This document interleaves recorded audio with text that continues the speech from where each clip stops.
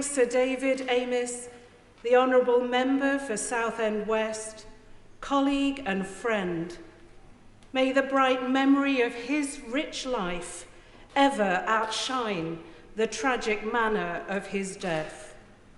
Let us keep silence.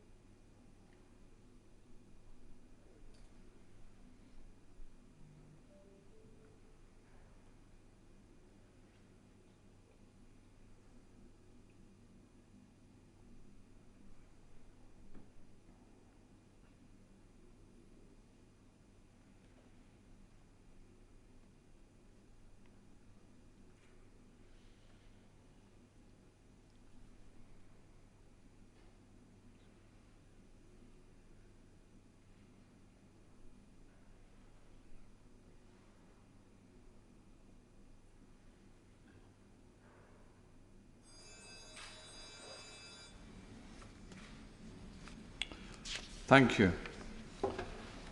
I'm sorry the House is returning in such tragic circumstances.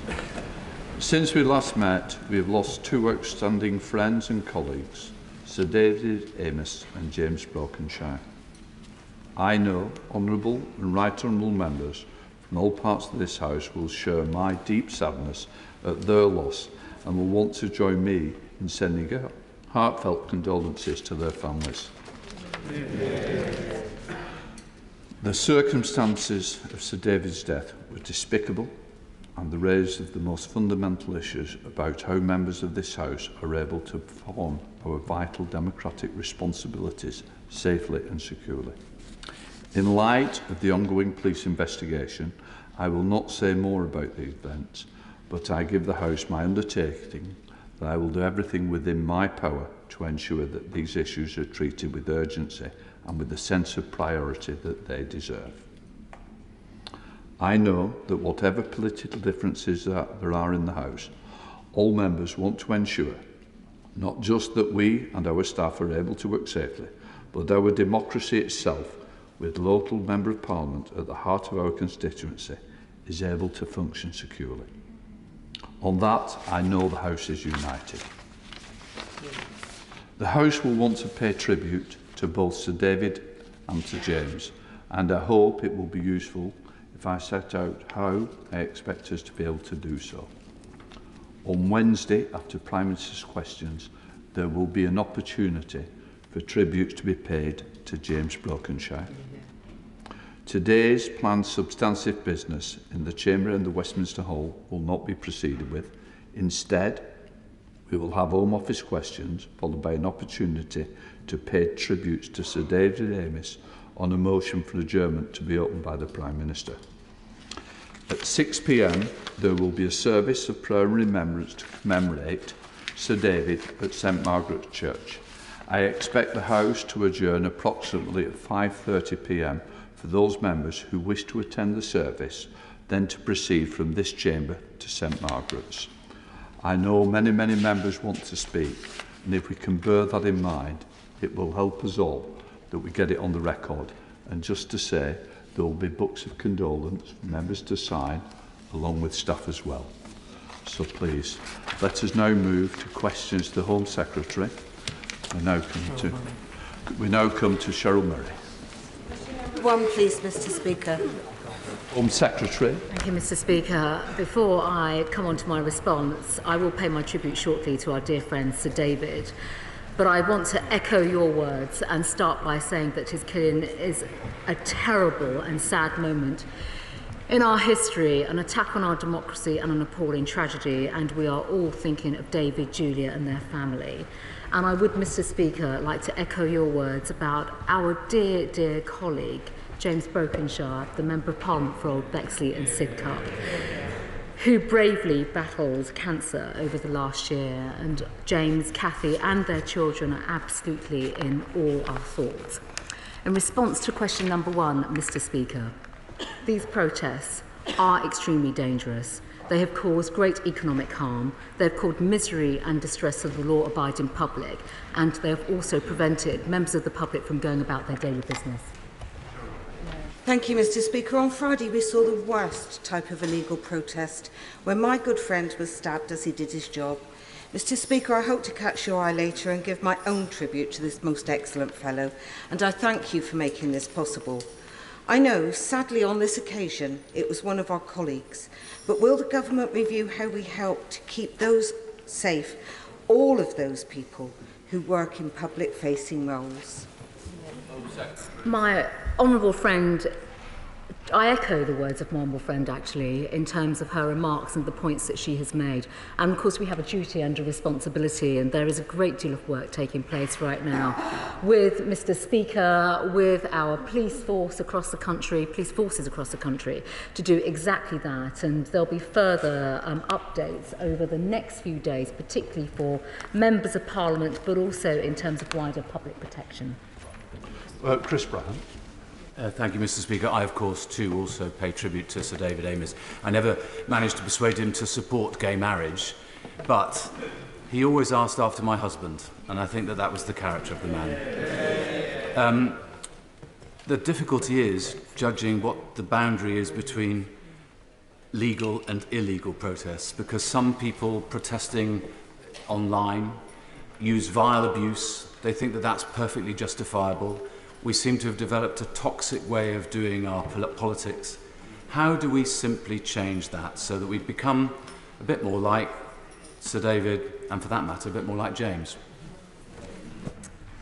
Well, my right honourable friend actually raises, I think, actually something that has just been captured actually by the mood of the nation around the discourse that we have in public life.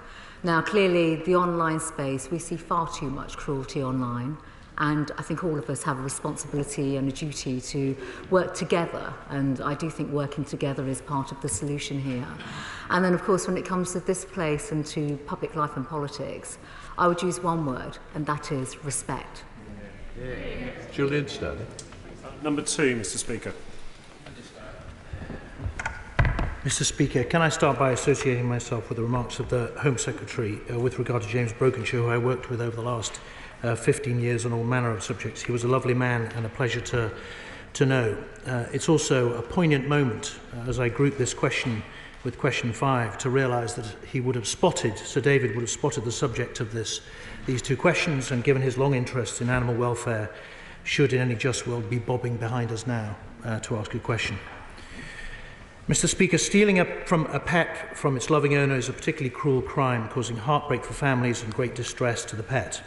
The Home Office is working with the police to ensure pet thefts are recorded in a consistent manner and readily identifiable within Force's information management systems across England and Wales.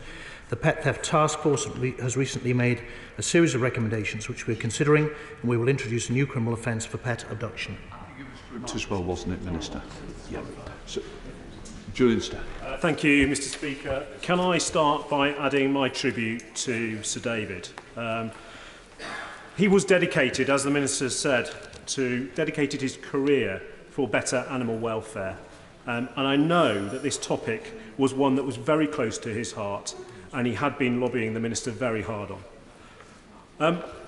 Mr. Speaker, as we continue to see the rise in pet theft by criminal gangs who are using these proceeds to fund further criminal activity, does the Minister agree that we have to bring forward legislation on this as quickly as possible? We cannot delay any further.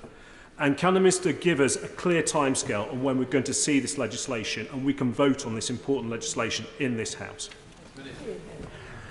Well, Mr. Speaker, the honourable gentleman is absolutely right that unfortunately one of the effects of the pandemic, particularly the rise in the value of pets, particularly dogs and cats, who have been happily in demand by many families who look to them for companionship, has brought with it a criminal phenomenon which we need to address.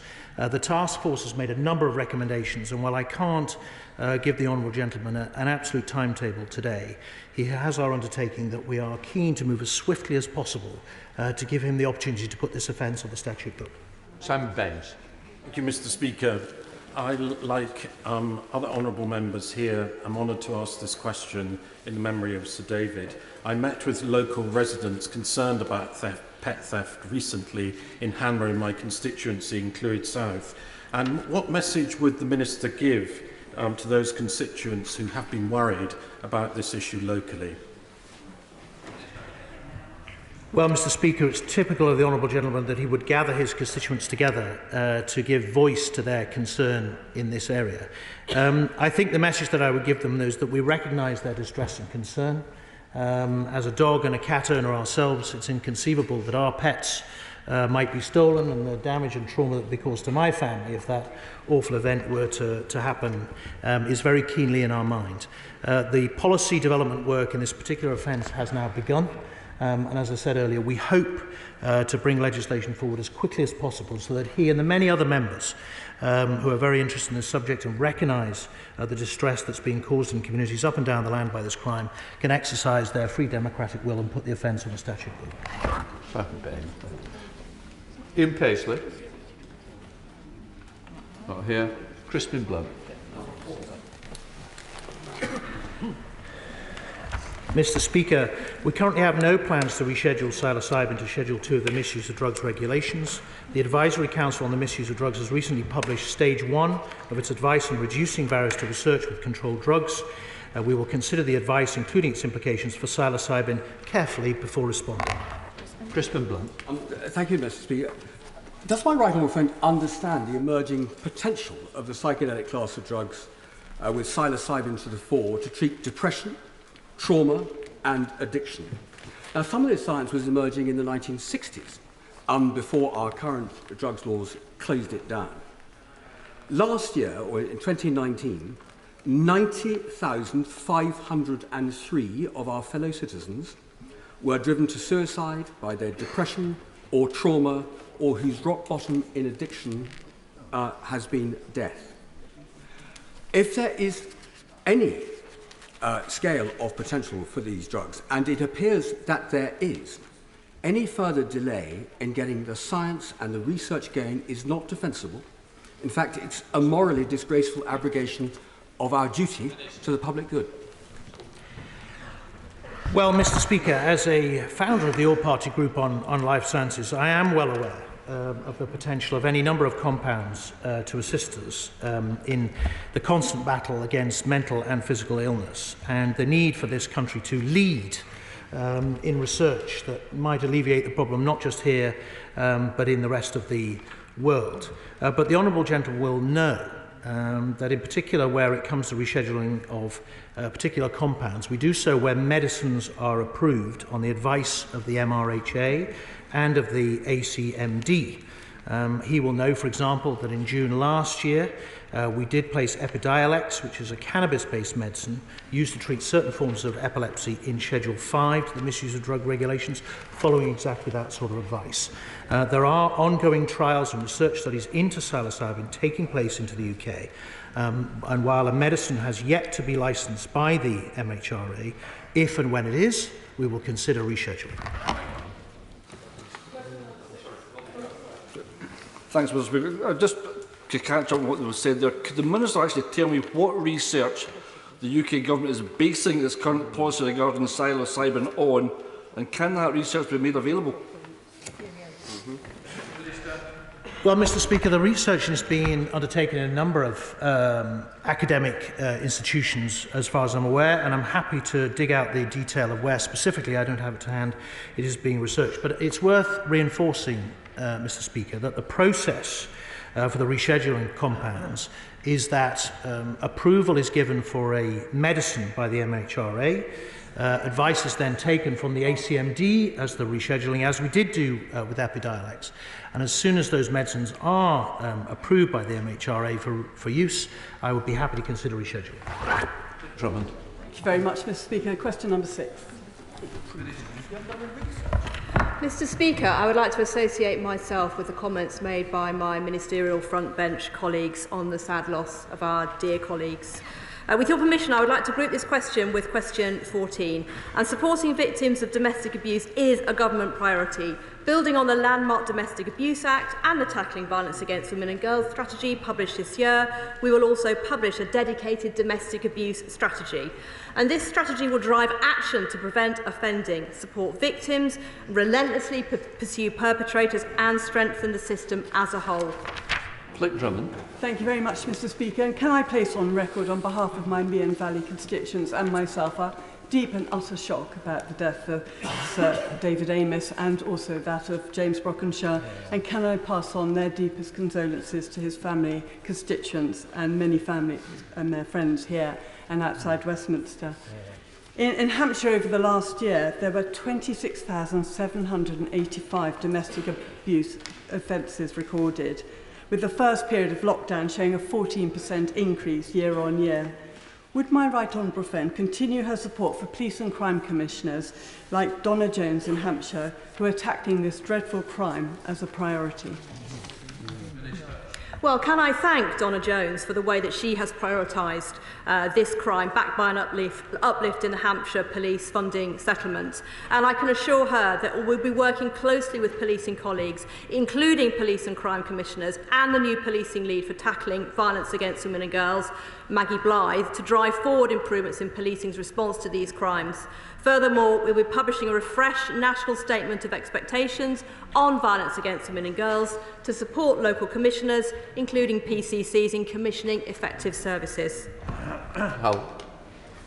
Mr. Speaker, anyone can be a victim of domestic abuse, regardless of gender, age, ethnicity, religion, socio-economic status, sexuality or background. But how many men have been subjected to domestic abuse, and what is offered to them differently to women? Well, my honourable friend is, of course, absolutely right that men and boys can be victims of domestic abuse and indeed these other crimes that fall under the umbrella of what we call violence against women and girls. And for the year ending March 2020, the Crime Survey of England and Wales estimated that 757,000 men experienced domestic abuse, which is approximately 7 in 100 men. So we have done a lot of work to publish the first ever cross-government male victims position statement to strengthen our response. We do need to refresh the male victims position statement, and we do also fund the men's advice line run by Respect to provide specialist support to these victims. Sir Desmond Sway. Sir.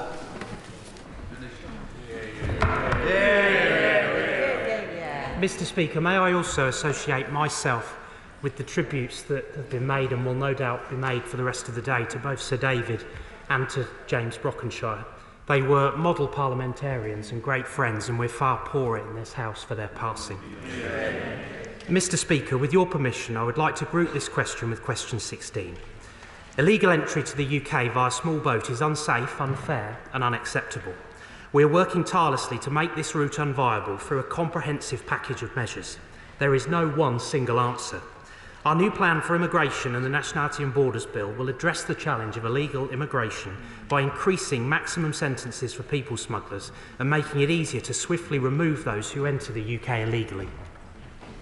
Sir Desmond Sway. What urgency does he attach to the implementation of offshore processing along the Australian model? Well, I'm very grateful to my right honourable friend for his question, and he will know that the provisions in the bill are comprehensive. They are many and varied. As I say, there is not one single answer to the challenge that we face in relation to these illegal crossings across the Channel. We must make that route unviable, and of course we reserve the right within the bill to do exactly what he is advocating. Sir David Amess. Thank you, Mr. Speaker. Does my honourable friend agree with me that the Nationality and Borders Bill is absolutely key to stopping the vile people smuggling gangs from continuing to facilitate these Channel crossings and putting so many lives at risk? Well, of course, as ever, he gets to the nub of the issue, and as I say, I make the point again because it bears repeating that there is no one single answer to resolving these challenges. But what we do require in swift order is the measures that are set out in the bill. They're comprehensive, they're there to tackle these dangerous crossings. Of course, we need global assistance as well to help us to achieve this. But what we must do is put these evil criminal gangs out of business once and for all and preserve human life. That's exactly what the measures we're proposing seek to do. Abdul Khan. Thank you, Mr. Speaker. I want to add my sincere condolences to Sir David Amess' family and friends. Sir David was kind to everyone in Parliament, and he will be greatly missed. Last week, Sir David and I were part of a parliamentary delegation in Qatar. During the visit, we met the unaccompanied child refugees who had been evacuated from Afghanistan and are now being housed in a temporary accommodation in Qatar. As many as 13 of these children have family members in the UK and are desperate to be reunited with them. Will the Home Secretary now take steps to urgently facilitate the reunion of these children with their families? Well, I'm very grateful to the honourable gentleman for his question, and of course we are working across government on these matters, and I know that there is engagement going on through the Foreign, Commonwealth and Development Office with the authorities that he describes. Of course, we have a proud record, a proud tradition in this country of providing sanctuary for those who find themselves in desperate circumstances. That absolutely continues to be the case. That's a firm commitment that this government has. It's perfectly in line with our proud traditions in this country, and I think people across our country would expect us to continue to do that, and that's exactly what we will do. SM spokesperson Stuart C. MacDonald. Thank you, Mr. Speaker. From me and from my colleagues and from the bottom of our hearts, can we send our deepest condolences to the family, friends and colleagues of both Sir David Amess and James Brokenshire. Hear, hear. It's fair to say that, in short, everyone knew Sir David and everyone liked and respected him without exception. And in relation to James Brokenshire, I shadowed him as Immigration Minister in my first year in this place, and he made my job 10 times tougher, not only because of his mastery of the brief, but because he too was impossible not to respect until I can move sorely. Mr. Speaker, at the last question session, the Home Secretary suggested I hadn't read the Borders Bill when I said that it would see Uyghurs, persecuted Christians and Syrians fleeing war prosecuted and sentenced to prison. But I have read it, and that is precisely what Clause 37 will do. I welcome the Minister to his place, but if he doesn't want to see Uyghurs, persecuted Christians and Syrians prosecuted and imprisoned, will he take that clause out of the bill? Hear, hear. Well, I would expect nothing less from the honourable gentleman, given that we're beginning line-by-line consideration tomorrow in committee, and I've no doubt that he will have studied every single clause very, very carefully and will be interrogating me on each of them. Look, we don't want to see anybody persecuted, and as I've said previously, as a country and as a government, we are absolutely determined to make sure that there continue to be safe and legal routes so that people can continue to access sanctuary in this country where people qualify. And of course, through our international engagement, we always press home that human rights must be respected and upheld at every turn. John Barron. Thank you, Mr. Speaker. I very much warmly welcome the Minister and indeed the Government's forthcoming legislation on this issue, but can I urge him to take utmost haste and speed in delivering it to this House for our consideration. The trade, if you like, of human trafficking is a hideous crime. Lives are being lost now. It's making a laughingstock, I would suggest, of the two systems on both sides of the channel. We need to put a stop to this. It should not be beyond the wit of the government that it be so. Well, I'm very grateful to my honourable friend who has consistently been raising these matters, and he is right to say that we want to deliver the provisions of the Nationality and Borders Bill as quickly as possible because we believe that they are fundamental to preventing these dangerous channel crossings as part of an overall package to deliver on that. And I hope that the bill will command support from across the House. He's also right to raise the issue of collaboration with our international partners, and of course the French are integral to that. We have an arrangement with the French. It is bearing results. There is clearly still more to do, but it is the case, Mr. Speaker, that this issue cannot be resolved entirely without that collaboration. Question 8, Mr. Speaker. Mr. Speaker, no illicit drug can be assumed to be safe. McCarthy. Right, I want to echo the tributes, obviously, to Sir David Amess and to James Brokenshire, and my congratulations to their friends and family. Over a single weekend in Bristol this summer, one young person died and 20 others were hospitalised, leading to police warnings about a lethal batch of pills circulating in the city. And it's just not enough for the government to say, don't do drugs. That clearly doesn't work.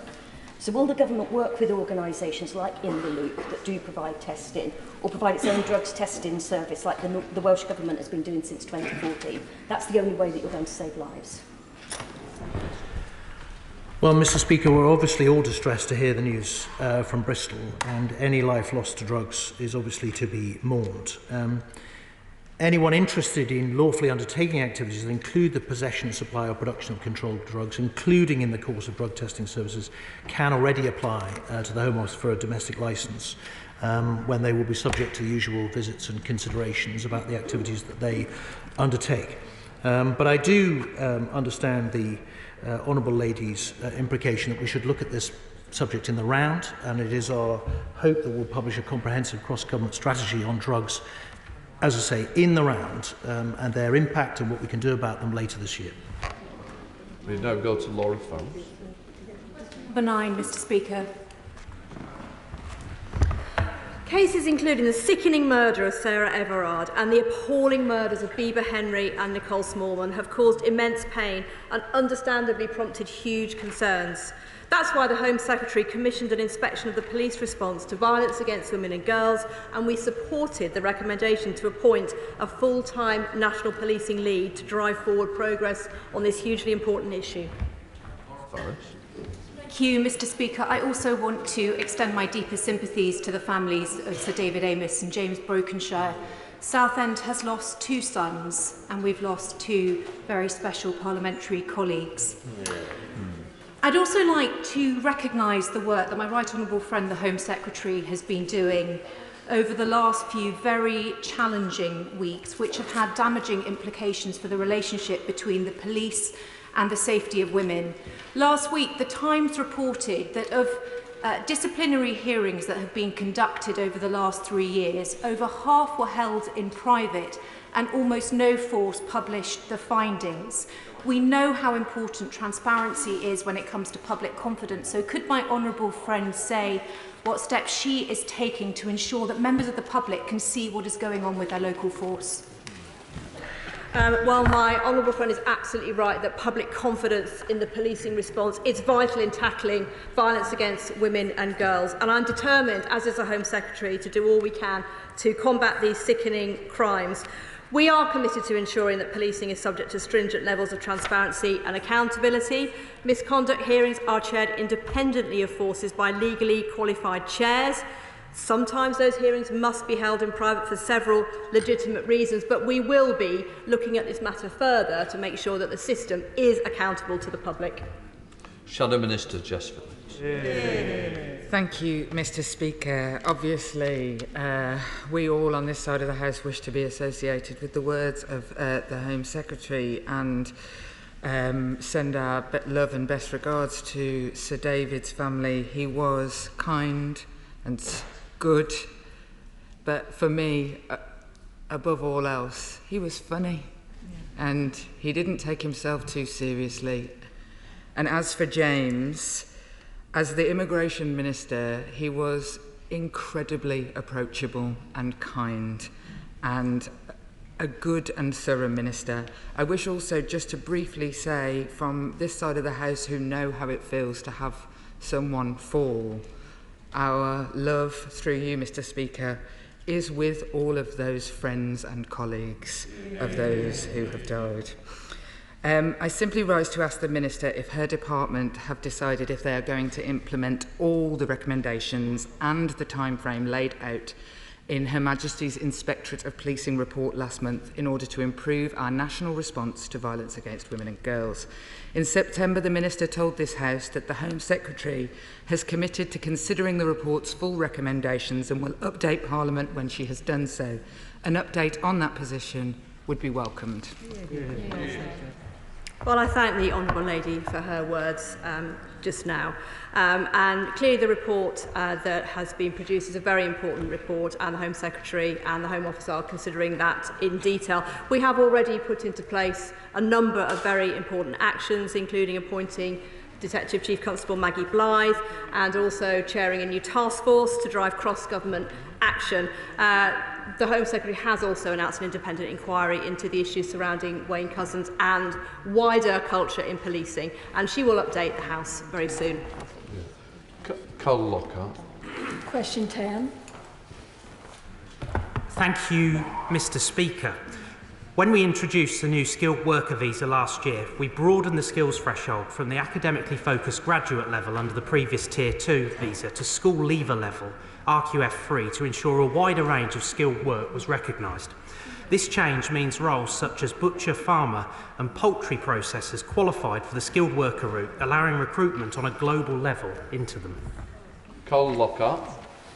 Thank you, Mr. Speaker, and can I extend my thoughts and prayers to Sir David Amess and James Brokenshire's family, friends, colleagues and staff today, and I trust that I will have the opportunity to speak later further on this matter. Mr. Speaker, I thank the Home Secretary for meeting with myself and party colleagues on this issue just a short number of weeks ago, and for the actions taken since then to alleviate the labour supply pressures. However, I do fear the short window of opportunity being offered will not be enough to attract the necessary workers. Additionally, our farmers, particularly our pig farmers, are in crisis as we speak in this House today. What additional efforts are being made alongside DEFRA to support this industry, meet the pressing demand for labour, with farms backing up with healthy pigs and abattoirs cancelling 25% of their pig slaughter due to staff shortages? Well, I'm grateful to the Honourable Lady for her supplementary question, and I note that she met the Home Secretary recently to talk about this, and of course events have moved on since, and we've had flexibility on visas. Obviously the issues around cold storage are being addressed, but what is clear is that this is a short-term fix, not a long-term solution, and I think what we must do is continue to focus, and I think people in our country would rightly expect us to focus on what more we can do to make sure that we improve skills and training and wages and terms and conditions to make sure that the domestic labour market is able to fulfil these roles in the longer term. But we have been responsive to industry's asks, and of course our ears continue to be open. Peter Bell. Thank you, Mr. Speaker. It would have been very appropriate today. David Amess would have been the first to welcome the new Minister of the Dispatch Box, because the three of us worked together on Grassroots Out, and he held the first rally for us. And it's appropriate to this question. Isn't it right, Minister, that the coming out of the European Union gives us the ability to decide on these issues? Well, thank you to my honourable friend and neighbour for his question, and it won't surprise him to hear that only a couple of weeks ago I received a note from Sir David congratulating me on my appointment, and it is something that I will absolutely treasure in the years ahead. His encouragement was always second to none. The truth is that people like he and I campaigned in the referendum for a global immigration system. That is exactly what we have delivered. I genuinely believe that that is the right approach to immigration for the years ahead, based on skills, recruiting the skills that we need, but also making sure that we do right by the domestic labour market and people in this country by increasing skills, increasing opportunity, increasing training, terms and conditions, and making sure that more readily we can recruit to those roles. Shadow Minister Bamlock-Shorrock. Thank you, Mr. Speaker. And I too wish to pay my tributes to Sir David and James Brokenshire and pass on my deepest condolences and sympathies to their families. They were two of the kindest, most decent parliamentarians I've ever met, and I will certainly miss my conversations with Sir David by the lifts in 1 Parliament Street, always with a smile. Mr. Speaker, the National Farmers Union have told MPs that there's a chronic shortage of butchers and agriculture workers, which has led to 150,000 pigs being backed up on farms. So I ask the Minister, will the Government add the butchers and agriculture workers to the shortage occupation list, and will the Government agree to review the list earlier than 2022, as is the current plan? Well, the honourable gentleman raises an interesting question, and he should know that, of course, the Home Office and ministers in the Home Office are working constructively with DEFRA, who, of course, are regularly engaging, no doubt, with the National Farmers Union around these matters. Following last year's MAC Sol review, the government set out its response to stating that the labour market is changing as a result of COVID, and that it is important to assess changes in the labour market before making widespread changes to the Sol. This is particularly true at a time when so many British people still face uncertain times with the ending of furlough. But as I say, we are committed, we have taken steps in the short term to address these challenges that have been raised, but this really is not the long-term solution to these challenges. But of course we're responsive as the situation develops. Thank you, Speaker. And while I wanted to take the opportunity to welcome my friend to his position on the front bench, he might not welcome what I have to say after I congratulate and echo the comments that he made in condolence of our dear departed colleagues, both David and James. So far we haven't had any facts and figures. What are the numbers of shortages? How many applications have been made and how many visas have been granted? Well, thank you to my honourable friend for his question. As I say, what we have done is we've been responsive to the needs that have arisen in our economy. We've been engaging with the various sectors who've come forward to raise concerns. For example, there is a commitment to supporting visas for 4,700 HGV food drivers, up to 5,500 poultry workers, 300 fuel drivers. I think the key thing now is that those industries who've sought that extra support and that flexibility through visas now get on and recruit to those roles. Cat Smith. Question 11. Thank you, Mr. Speaker, and I too wish to associate with your words and the Home Secretary's in memory of our two cherished friends, David and James, outstanding parliamentarians both. James, of course, among his many other accomplishments, was also an exceptionally effective and highly respected security minister, in which role he set the enduring example. And as well as colleagues in this House, he is very much missed by officials in the Home Office and by the agencies and partners with which he worked. Mr. Speaker, online fraud and scams have a devastating impact, and we are taking action to protect the public and make it harder for fraudsters to operate. And the Online Safety Bill will tackle some of the highest harm frauds online. Cat Smith. Thank you, Mr. Speaker. And I wish to put on record my own condolences to the families of James Brokenshire and Sir David. A lot of people have said that Sir David was a good support to new MPs, but he was also a good support to those of us who were doing things for the first time, and indeed he chaired the first bill committee where I was on the opposition front bench, and he was a great support to me and will be dearly missed from this House. Many of my Fleetwood constituents are seriously concerned about pension scams, which are on the rise, and I pay tribute to the work of Age UK for the awareness that they're raising about the risk of pension scams. So can the Minister tell me what steps he plans to take in terms of the Online Harms Bill, specifically on pension scams? So, Mr. Speaker, the Honourable Lady is exactly right to identify the wickedness of pension scams, picking on people often at a time of weakness, part of a wider field of investment scams. As she will know, the Online Safety Bill is currently going through pre-legislative scrutiny, which is an opportunity for issues to be fleshed out, but she's absolutely right, government focus remains very much also on the pension scams that she mentions. Teresa Villiers. Can I express my deep sadness at the loss of Sir David Amess and James Brokenshire? And can I also ask the Minister what action the government and the police are taking to protect the elderly in particular from scams? It's one of the most repellent aspects of this type of crime, that the criminals particularly prey on the elderly and vulnerable. Yes, I thank my right honourable friend for that question. It follows on, of course, from what the honourable lady opposite was saying. It's very important that we raise awareness of how to protect yourself against these scams, the things to look out for, that we encourage reporting so that we can build up a wider picture. It's also very important that we focus on victim support when these crimes have occurred and to prevent re-victimisation, and we're increasing our efforts in that area.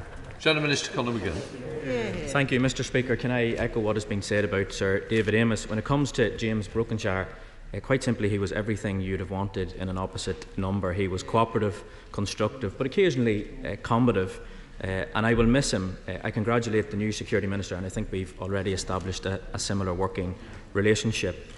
Online harms have been brought sharply into focus during the last 18 months. Fraud and scams, but also extremism, radicalisation and terrorism. The police, security and intelligence services are very concerned, and we sadly know the tragic consequences. Is the Minister satisfied that he can address this in the online safety bill, or are specific and perhaps more urgent actions required? Can I assure him that if they are, we will seek to work with the Government in finding common ground to bring forward any necessary measures? Well, I'm going to start by thanking the Honourable Gentleman twice over, first of all for what he said at the start, but also for his expressions of support for doing what we need to do to make sure that these terrible, the terrible messaging, propaganda and ways of association with the most horrific outcomes and consequences they can have, that we disrupt them and that we thwart these efforts. There are important steps in the online safety bill to do with illegal content, and I think that will improve our arsenal, our toolkit, but there are other things we need to work on as well, in particular the issue of end-to-end encryptment and the deliberate blinding of platforms to themselves against being able to take down very harmful material is something which I look forward to working with him on. Mr Speaker, and may I pay respects on behalf of the people of Stroud to the families of Sir David and James Brokenshire. On the BBC yesterday, my right honourable friend, the Home Secretary, was compelling when she spoke about the challenges of tackling anonymous abuse and understanding that the public are looking to us to make changes here. Will my right honourable friend meet with me to discuss my verification campaign with a group, Clean Up the Internet, to see how your department can also assist this work? Mr Speaker, I'll certainly meet with my honourable friend and recognise that she's done a lot of work in this area. I do want to make very clear to people that where they are engaged in illegal abuse, they can be identified and they can be prosecuted via existing legislation, Police and Criminal Evidence Act of 84 and the Investigatory Powers Act 2016. But I do accept there are more aspects of this, and I would be very happy to meet with her and look forward to hearing her thoughts. Yeah. We now go to topicals. Kate Osborne. Number one, Mr Speaker. Thank you, Mr Speaker. The whole country is horrified and shaken by the dreadful killing of our colleague and friend Sir David Amess. There's been a tidal wave of stories about David's kindness and compassion from all quarters. And to me, he was a dear and loyal friend. We are all utterly devastated for David's wife Julia and their family and loved ones. David, Mr Speaker, as we've already heard across the House, had a huge number of friends in this House, in his constituency, in the county of Essex and well beyond. The causes he supported, we've heard, were diverse and so many, both relating to people and, of course, much-loved animals. And many sessions in this House were enlivened, Mr Speaker, by his calls for city status for Southend. It is agonising to know that we will not see his wonderful smile again. And it took no effort on David's part to conduct the business of politics in a civilised, good-humoured way which came naturally to him. Decency ran through him like the writing in a stick of Southend rock. David represented all that was good about this place, so let us all carry his light forward and reflect his passionate commitment to making things better for the people we serve. Kate Osborne. Can I pay my respects to Sir David Amess and James Brokenshire and send my best wishes to his family, his friends and his staff. Mr Speaker, today on Anti-Slavery Day, statistics obtained by After Exploitation show that since 2016, over 4,500 suspected trafficking victims have only been referred for support after leaving immigration detention. This shows a major failing and demonstrates how the trauma of detention prevents victims from disclosing their exploitation. So can the Minister explain what work is being carried out to tackle this problem, and also say why is the Home Office still planning to open a new immigration detention centre for women this month in County Durham? Thank you, Mr. Speaker. Well, first of all, on the really important point that she has made around modern-day slavery and trafficking, the government is absolutely committed to undertaking every steps and every measures to provide support through the national referral mechanism and also support in terms of victimisation through much of the modern-day slavery work that we do as well. I should just like to reassure the Honourable Lady, Mr. Speaker, that actually through the current Borders and Nationality Bill, there is greater work taking place now in terms of what kind of measures we can put in place to safeguard the victims, safeguard their testimony and make sure that they get the support that they need. Fletcher. Thank you, Mr. Speaker. May I place on record my own condolences to the families of the two colleagues that we have lost. I recently undertook resident surveys in Heath and Shirebrook in my constituency, and it showed that there was strong demand for more bobbies on the beat to tackle antisocial behaviour. Can I ask my honourable friend what progress we have made in getting more police on the streets in Derbyshire? Well, Mr. Speaker, can I commend the honourable gentleman for engaging with his constituents on what is very often easily the most important subject close to all of our constituents' hearts. He will be pleased to hear that we are now approaching the halfway mark on our 20,000 extra police officers, which obviously represents a gross recruitment of something over 20,000, and I hope that he will feel the effect of the now well over 100 police officers recruited by Derbyshire Constabulary on the streets of his constituency in the weeks to come. Shadow Home Secretary Nick Thomas-Symonds. Thank you, Mr. Speaker. I first met Sir David Amess when I entered this House in 2015, and when as a new member he approached me to ask how I was and how I was settling in. And that conversation captured the essence of Sir David, who was a kind, thoughtful and generous man, always cheerful and smiling. He was dedicated to the service of his constituents, he had passionate beliefs, and he worked across party lines on causes that mattered to him and those he served. He was respected and held in affection across the House, and we on these benches send condolences to his wife Julia, to all his loved ones and parliamentary colleagues. Sadly, Mr. Speaker, another member of this House, James Brokenshire, was taken from us too young. I worked with James on a number of security issues. He was a man of firm beliefs, staunch integrity and unfailing good humour. He pursued causes with passion and respect and represented politics at its best. And we on these benches send sympathies to his wife Cathy and all his loved ones and parliamentary colleagues. I'd also, Mr. Speaker, like to send best wishes to Lynn Owens to thank her for her work as Director General of the National Crime Agency and wish her a swift recovery from her recent surgery. Mr. Speaker, I'm grateful to your office and to the Home Secretary for the work on MP security since the heinous crime that was committed on Friday. But I wonder if the Home Secretary could offer some further details on the review.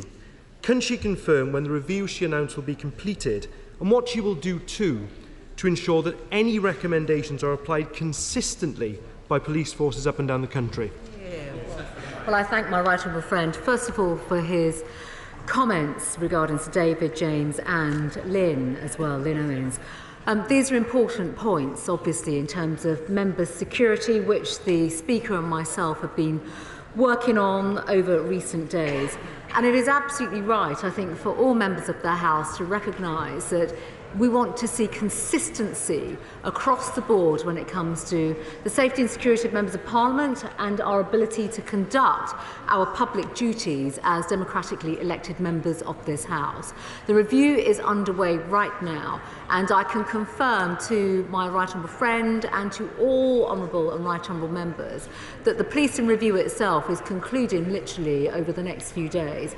There will be more communications to all colleagues across the House in terms of how to conduct their work publicly in a safe and secure way, while at the same time giving the public the confidence and assurance that they need when they are coming to meet members in forums such as surgeries, but also that the one-to-one contact that members of Parliament require will be taking place actually starting from this afternoon.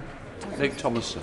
I'm grateful for that answer, and the awful murder of Sir David follows after the dreadful murder of our friend Joe Cox, an attack on my right honourable friend the member for East Ham, a plot to kill my honourable friend the member for West Lancashire, and the murder of Andrew Pennington, who was killed after an attack at the office of the now noble Lord Jones of Cheltenham. Now, any attack on any elected representative is an attack on our whole democracy, and it's with that imperative we have to approach this. Mr Speaker, I appreciate the current investigation is at a very early stage, and the Home Secretary will quite rightly be very guarded on specifics, but I wonder if she could comment more broadly on the issue of lone attackers. Can the Home Secretary set out what steps the government intends to take to investigate this type of attack, the radicalisation of perpetrators, and will a strategy be put in place to reduce the risk of such attacks in future? Well, my right honourable friend is absolutely right in terms of a live investigation taking place, and I will not be drawn into any commentary whatsoever, and no member should.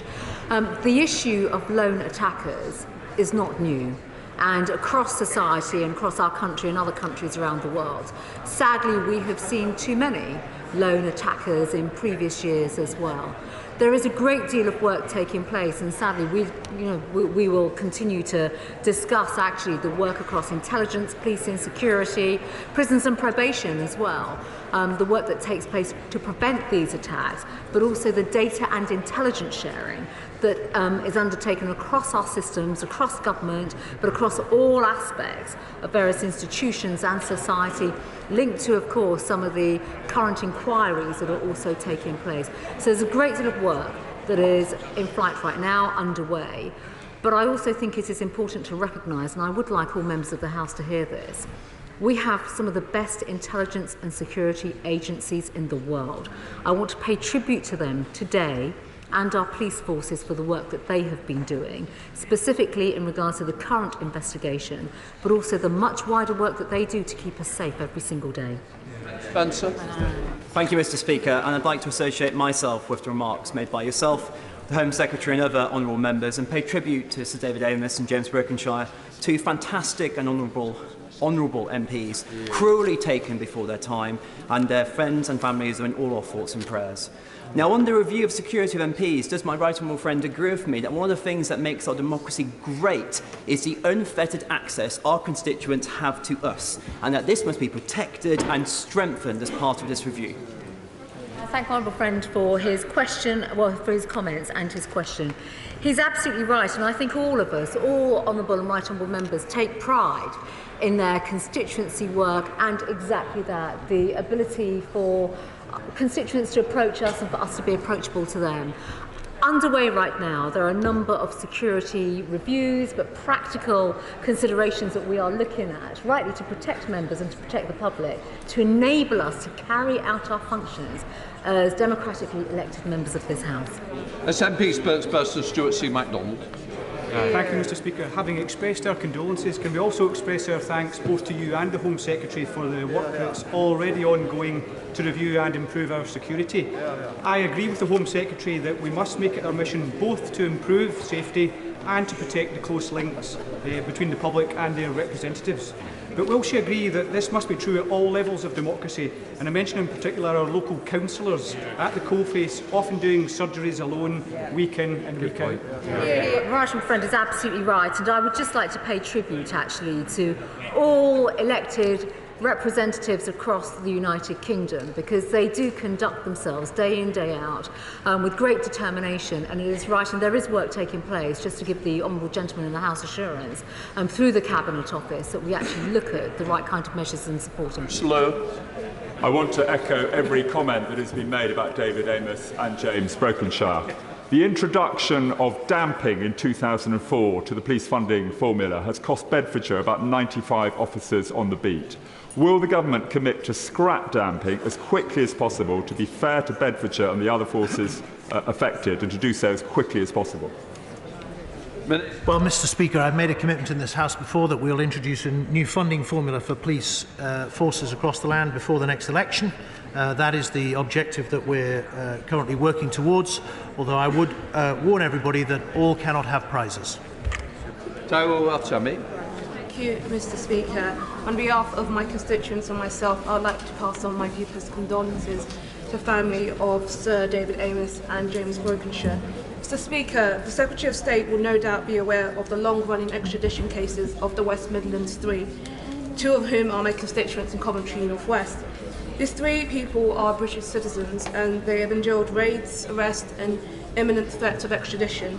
Given that the Crown's lawyers could present no case whatsoever at the extradition proceedings, and the threats of extradition has subsequently been dropped, Will the Secretary of State outline exactly what evidence was used to justify these arrests in the first place?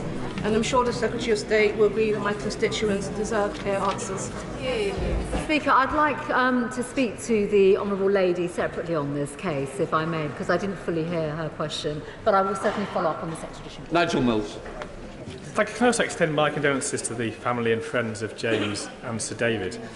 Over the recess, the Pandora Papers showed that corrupt and criminal money is still making its way into the UK, and yet no unexplained wealth orders have been issued for the last 2 years. Could the Minister ensure that the National Crime Agency has the resources to pursue those orders in any case where they're appropriate? Thank you, Mr. Speaker. And unexplained wealth orders are a very important tool, and yes, we are absolutely making sure the resources are there to support their use. Hang on a bit. Neil Hamby. Oh, not here, Not here. Let's go to Kate Olsen-Moore. Thank you, Mr. Speaker. I would like to extend my condolences to Sir David and to James Brockenshire's family and friends. Is the Secretary of State aware that victims of the Windrush scandal are disproportionately likely to be suffering extreme hardship? Will she publish guidance on its expedition process for claims under the scheme so that those in acute need, such as my constituent, Anthony Bryan, can apply for the expedition? The Lady will be well aware of the extensive work that has taken place around the Windrush compensation scheme and the support that we've offered her constituent as well. If she'd like to meet with me to discuss this further, she'd be very welcome to. Carol Bladley. Mr. Speaker, and I refer to my entry in the Register of Members' Interest. Today, Mr. Speaker, we mark Anti-Slavery Day. One of the first people in government to recognise the importance of this issue was our much-missed colleague, James Brokenshire. Will my right honourable friend please confirm that her priority will be to continue James's work, making this a priority for her and making the UK a world leader in this area? This honourable friend is absolutely right in the way, in passionate way, she's put her question forward. And we will continue that work and the legacy of the work that's taken place on modern-day slavery. No word from the Prime Minister.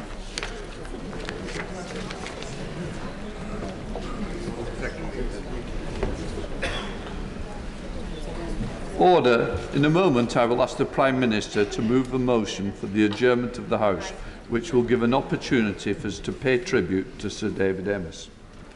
As I said earlier, the issues raised by the circumstances of Sir David's death will be looked at urgently and with the utmost priority.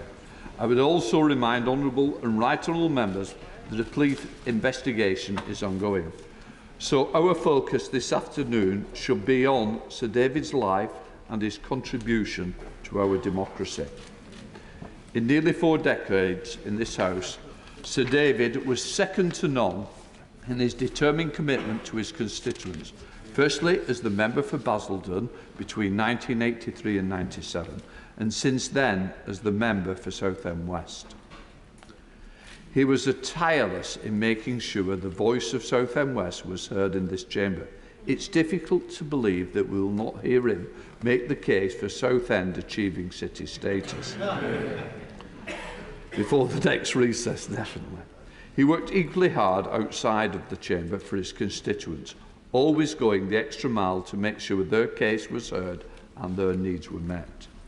He used his skills as a parliamentarian to pilot numerous pieces of legislation onto the statute books, reflecting his political priorities such as fuel poverty and, of course, animal welfare. He was much more admired as a member of the panel of chairs, respected across this House for his fairness and expertise. I would also like to thank the speakers from around the world who have sent messages of support, including Speaker Pelosi and Speaker Smith of Australia, along with many, many more who wanted to let us know that Congress and the Australian Parliament are thinking of us, David's family, and all at this time. On a personal level, David was a lovely man. He was well liked by members and staff alike, and during his almost 4 decades here, built a reputation for kindness, generosity, sustained by his faith. David was devoted to his family, as much as we will miss a much-loved fellow parliamentarian The loss felt by David's wife Julia and their children is unimaginable. I know the whole House will want to join me in sending them our deepest condolences. I now call the Prime Minister. Mr. Speaker, I beg to move that this House do now adjourn.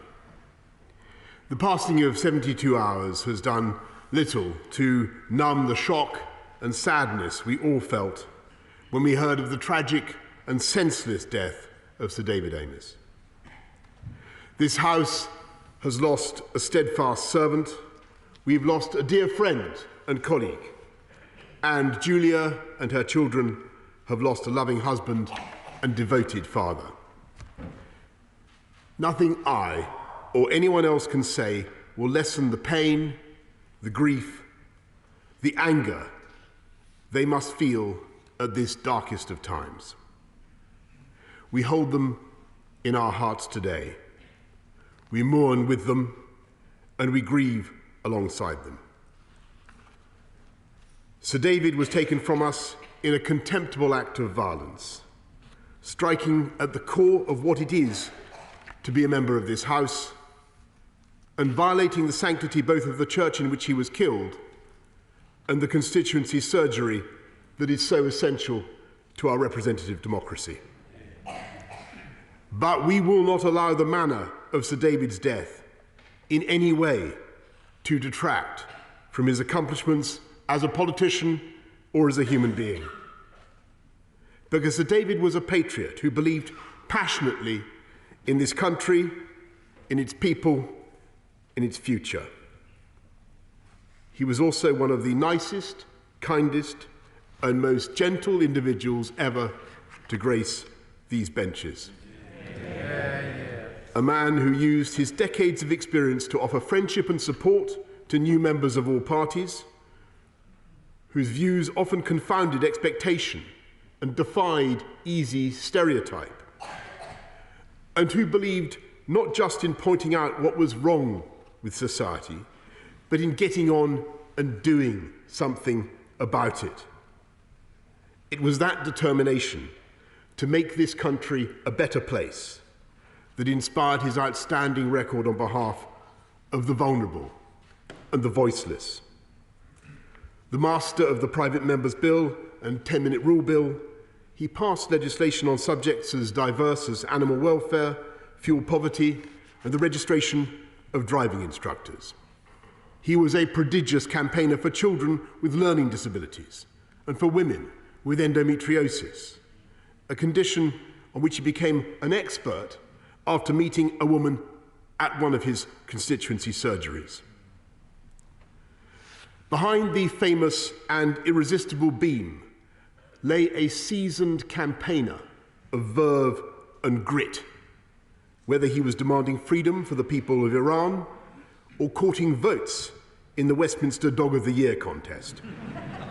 Whether he was battling for Brexit or fighting his way to the front of the parliamentary pancake race. And as every member of this House will know, and as you have just confirmed, Mr. Speaker, he never once witnessed any achievement by any resident of Southend that could not somehow be cited in his bid to secure city status for that distinguished town. Highlights of that bulging folder included a world record for playing the most triangles at once, a group of stilt walkers travelling non-stop from the Essex coast to Downing Street, and a visiting foreign dignitary allegedly flouting protocol by saying he liked Southend more than Cleethorpes, Mr. Speaker. A compelling case, Mr. Speaker. And as it is only a short time since Sir David last put that very case to me in this chamber, I am happy to announce that Her Majesty has agreed that Southend will be accorded the city status it so clearly deserves.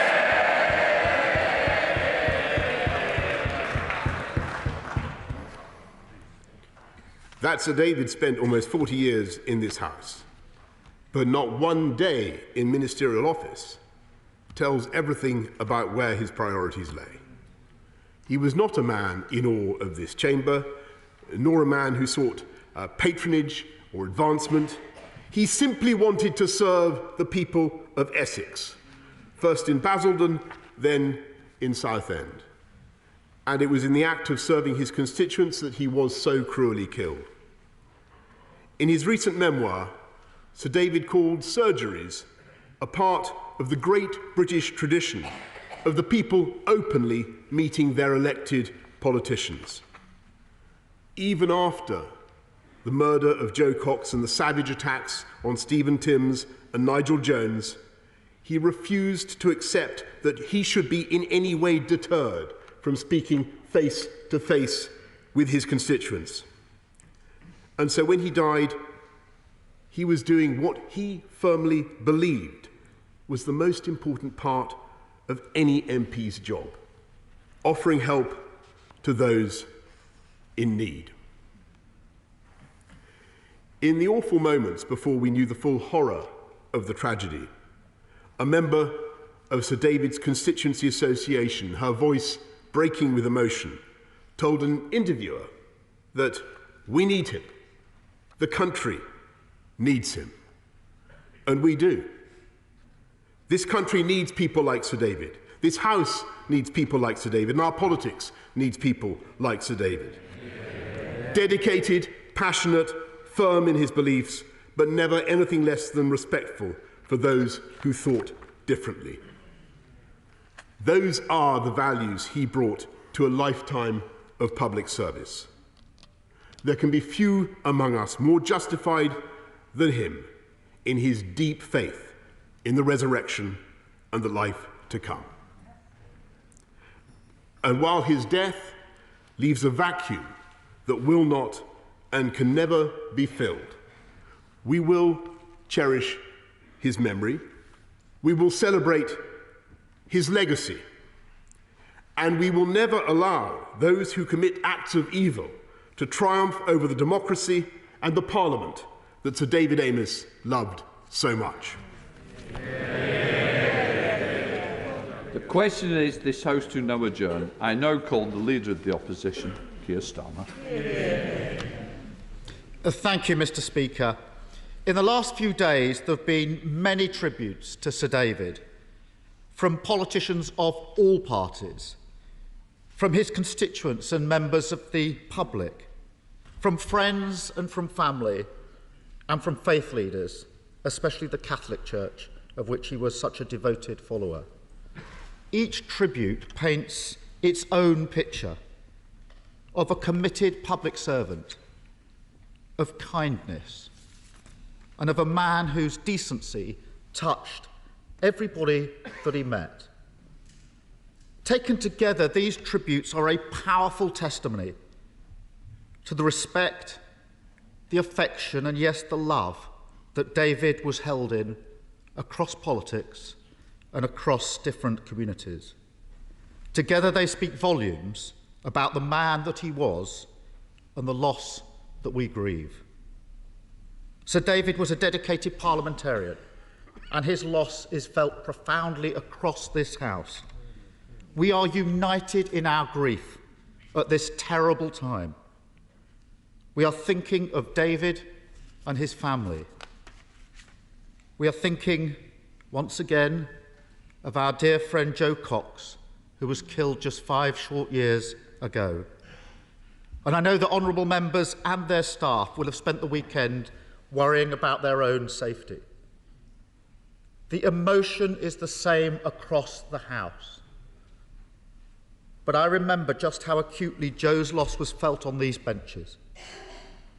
So today, on behalf of the entire Labour Party, I want to lean across, to reach across, and to acknowledge the pain that's felt on the opposite benches, and I do.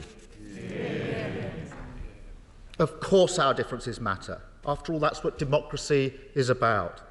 But today we're reminded that what we have in common matters far more. I spoke to Joe Cox's parents on Friday afternoon because I knew that they would be reliving that terrible day. They said to me they were thinking of David's family and how their lives would be changed forever. So today, just as the Prime Minister has said, this House holds in our hearts David's wife, Julia, his children, Catherine, David Jr., Sarah, Florence, and Alex, and all of those who loved him. We cannot begin to imagine what they're going through, but our thoughts, our love, and our prayers are with them. I also thank those who did everything they could to save David's life and our emergency services who run towards danger to protect us. And I just want to take a moment to think about, for all of us to think about, David's staff and what they must be going through. This Parliament that David loved so much has lost one of its finest advocates. His colleagues have lost a dear friend, and the people of Southend have lost one of their own. Sir David was a dedicated constituency MP. When I visited Southend on Saturday, I was struck by the affection and the regard that he was held in by everybody I met. He rejected ministerial office to focus on Southend, and we remember his historic battle to see it given city status. And I'm so pleased at the announcement the Prime Minister has just made. It is a fitting tribute to Sir David's hard work. It really is.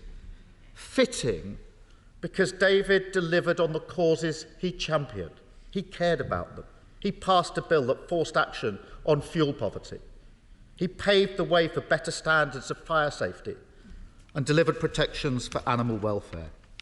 And no tribute has emerged in recent days that resonates more vividly than that of his former parliamentary staffer, Edward Holmes. As he was in his first job out of university, Holmes forgot to tell Sir David about an urgent call that the then Prime Minister, David Cameron, had made. He said he felt terrified until he finally plucked up the courage to tell David, whose response was typical. "Don't worry about that, Edward." So relaxed was David that Mr. Holmes says he suspects he never actually called the Prime Minister back. That tells of a politician who had his priorities right. One who put his people before his party and his patch before his personal advancement. Even as a political opponent, he was a man and a politician we can all learn so much from. I use that phrase, political opponent, very deliberately, because David held his beliefs passionately, but gently. And I believe that not only can we learn from that, but we have a duty to learn from that. Civility matters, and it matters in politics. We must not lose sight of the fact that David's killing was an act of terror in our country. We can't help today but think of Joe Cox, Andrew Pennington, and PC Keith Palmer, who lost his life defending all of us in this place in 2017. And we thank God that the Honourable Member for East Ham is with us in the chamber today, and that the Honourable Member for West Lancashire's would-be attackers were stopped in their tracks. And I know that politicians across the country, across this House, have their own experiences of threats to their security. Today is a chance to remember David. But in the weeks and days to come, we must confront the threats and violence that everyone faces in acting this country's democracy. It's too early for us to comment on the exact motivations and circumstances of David's killing. But I do want to finish by saying this. A cowardly attack on a public servant doing his job is an attack on our country and on our way of life. A way of life that prizes tolerance, democracy and respect, that accepts our differences but cherishes our commonalities, that refuses to succumb to the poison of extremism. no matter what perverted cause, faith or ideology these attackers support, their intention is always the same: to sow division amongst us. And that's why our response must always be to show that we will never be cowed, that our bonds to one another can never be eroded, that the hatred that took Sir David's life will never win. Our democracy is precious. It's held firm against many tests, but it's also a fragile, living thing. Let us use the memory of Sir David's life and his passions to nourish it, to recommit ourselves in standing for the things that he stood for, the things that extremists will never comprehend, for decency in our disagreements, for kindness in our hearts, for our great democracy, and for the hope that through it we can make our country and our world a better place. Thank you, Mr. Speaker. Mark Francois. Thank you, Mr. Speaker. Sir David Amess was my best and oldest friend in politics. So I confess that I'm hurting terribly. And I hope the House will therefore forgive me if, because of that, my contribution this afternoon is even more incoherent than usual.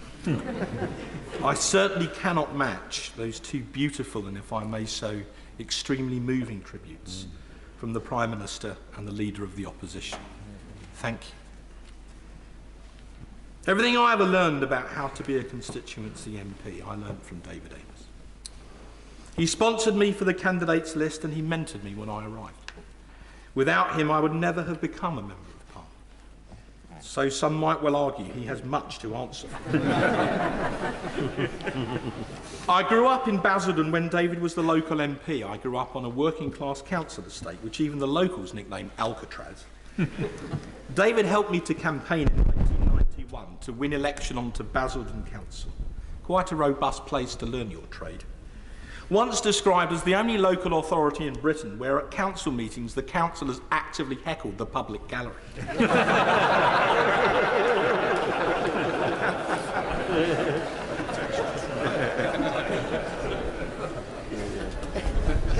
I was there. Trust me, I'm a politician. In return, I ran his ground war in his iconic defence of Basildon in 1992. During that campaign, Mr. Speaker, the late Paul Channon came down from Southend to help, and we were out canvassing on a council estate in Pitsea. I'll never forget it. We knocked on this door, and this monster of a bloke opened the door, and he looked at us both, and he looked at the blue rosettes, and he said, "Conservative? Tory? You must be bloody joking, mate. I'm voting for that David Amess."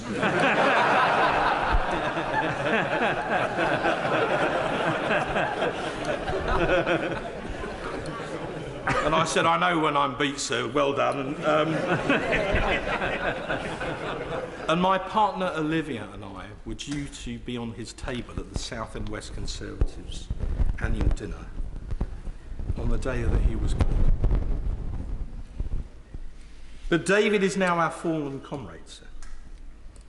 He was a devoted and a loving family man, and our deepest sympathies are with his widow, Lady Julia, and his 5 children, who produced the most amazingly courageous statement yesterday, the essence of which I think was that love must conquer hate. And I'm sure, sir, we all agree with that. He was an animal lover, a patriot, a Thatcherite, a Eurosceptic, a monarchist, and a staunch Roman Catholic, whose faith sustained him throughout his life. And he was a truly great friend in need. I can vouch for that. And a fine parliamentarian. He was probably the best potential father of the House we will now never have. He had a zest for life. He had a joie de vivre. For him, the glass was never half empty. It was 3/4 full. He was a doughty champion for Basildon and then for Southend. So thank you, Prime Minister and Her Majesty and the Privy Council for making Southend a city after all. It was the right thing to do. Absolutely. And our apologies to Cleethorpes.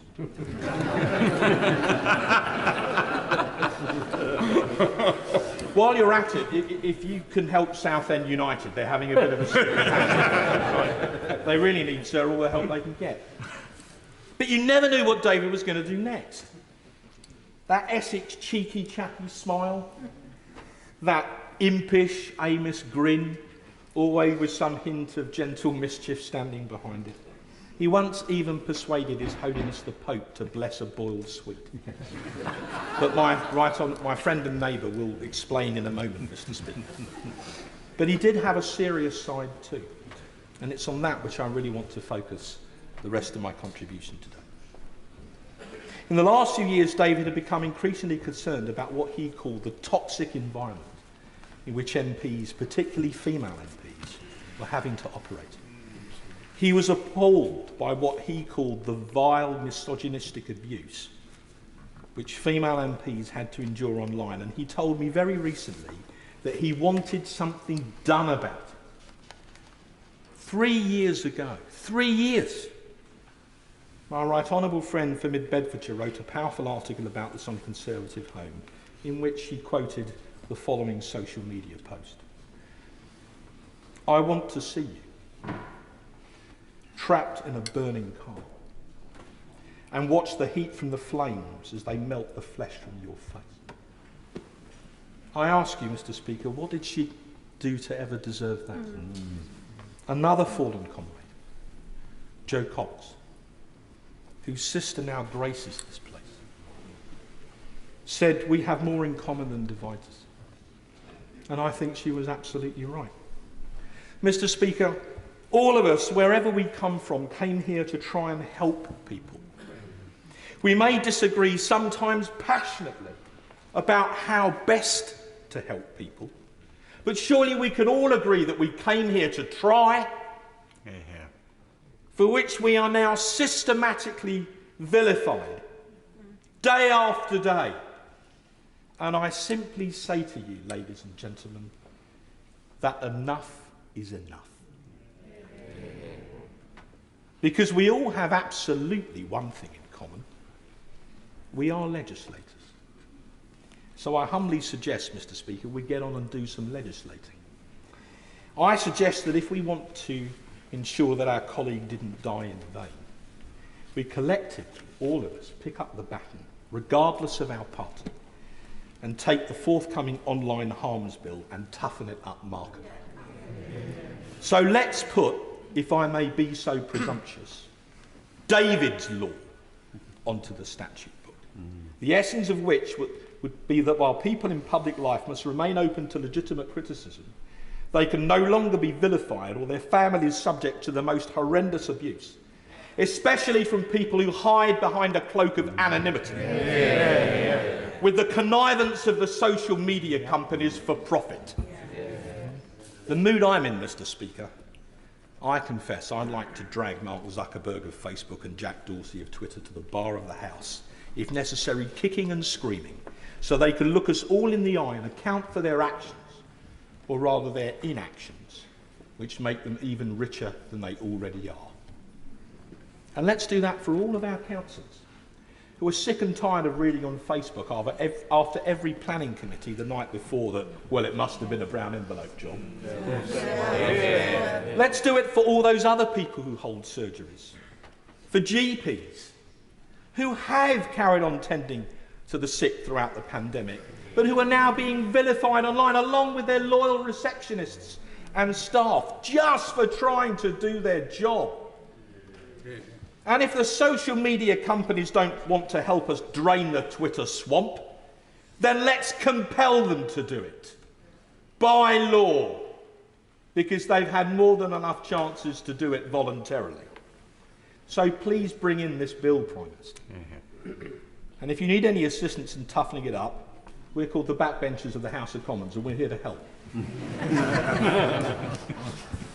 What better way to ensure that a fine parliamentarian did not die in vain than to enshrine one of his last wishes in legislation forever for the benefit of all of those in public life. There were many who wished to pay tributes, Mr. Speaker, so I'll end with this. Another thing about David was his legendary timekeeping, or rather the lack of it. He was so popular that his constituency events always ran late. There were so many people who always wanted to speak to him. So by the end of a busy constituency Friday, of which he had many, he was sometimes running up to an hour late. He invariably overran. And so in his honour this afternoon, so I'm afraid have I.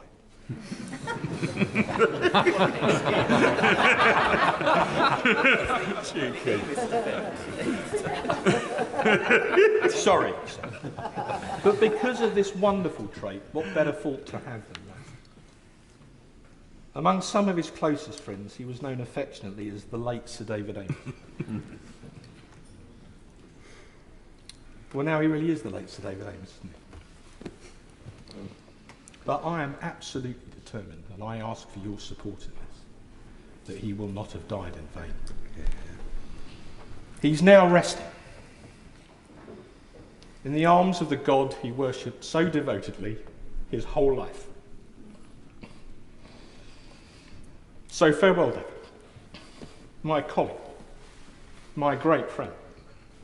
In fact, quite simply, the best bloke I ever knew. I thank the House for its indulgence. I now come to the Leader of the SNP, Ian Blackford.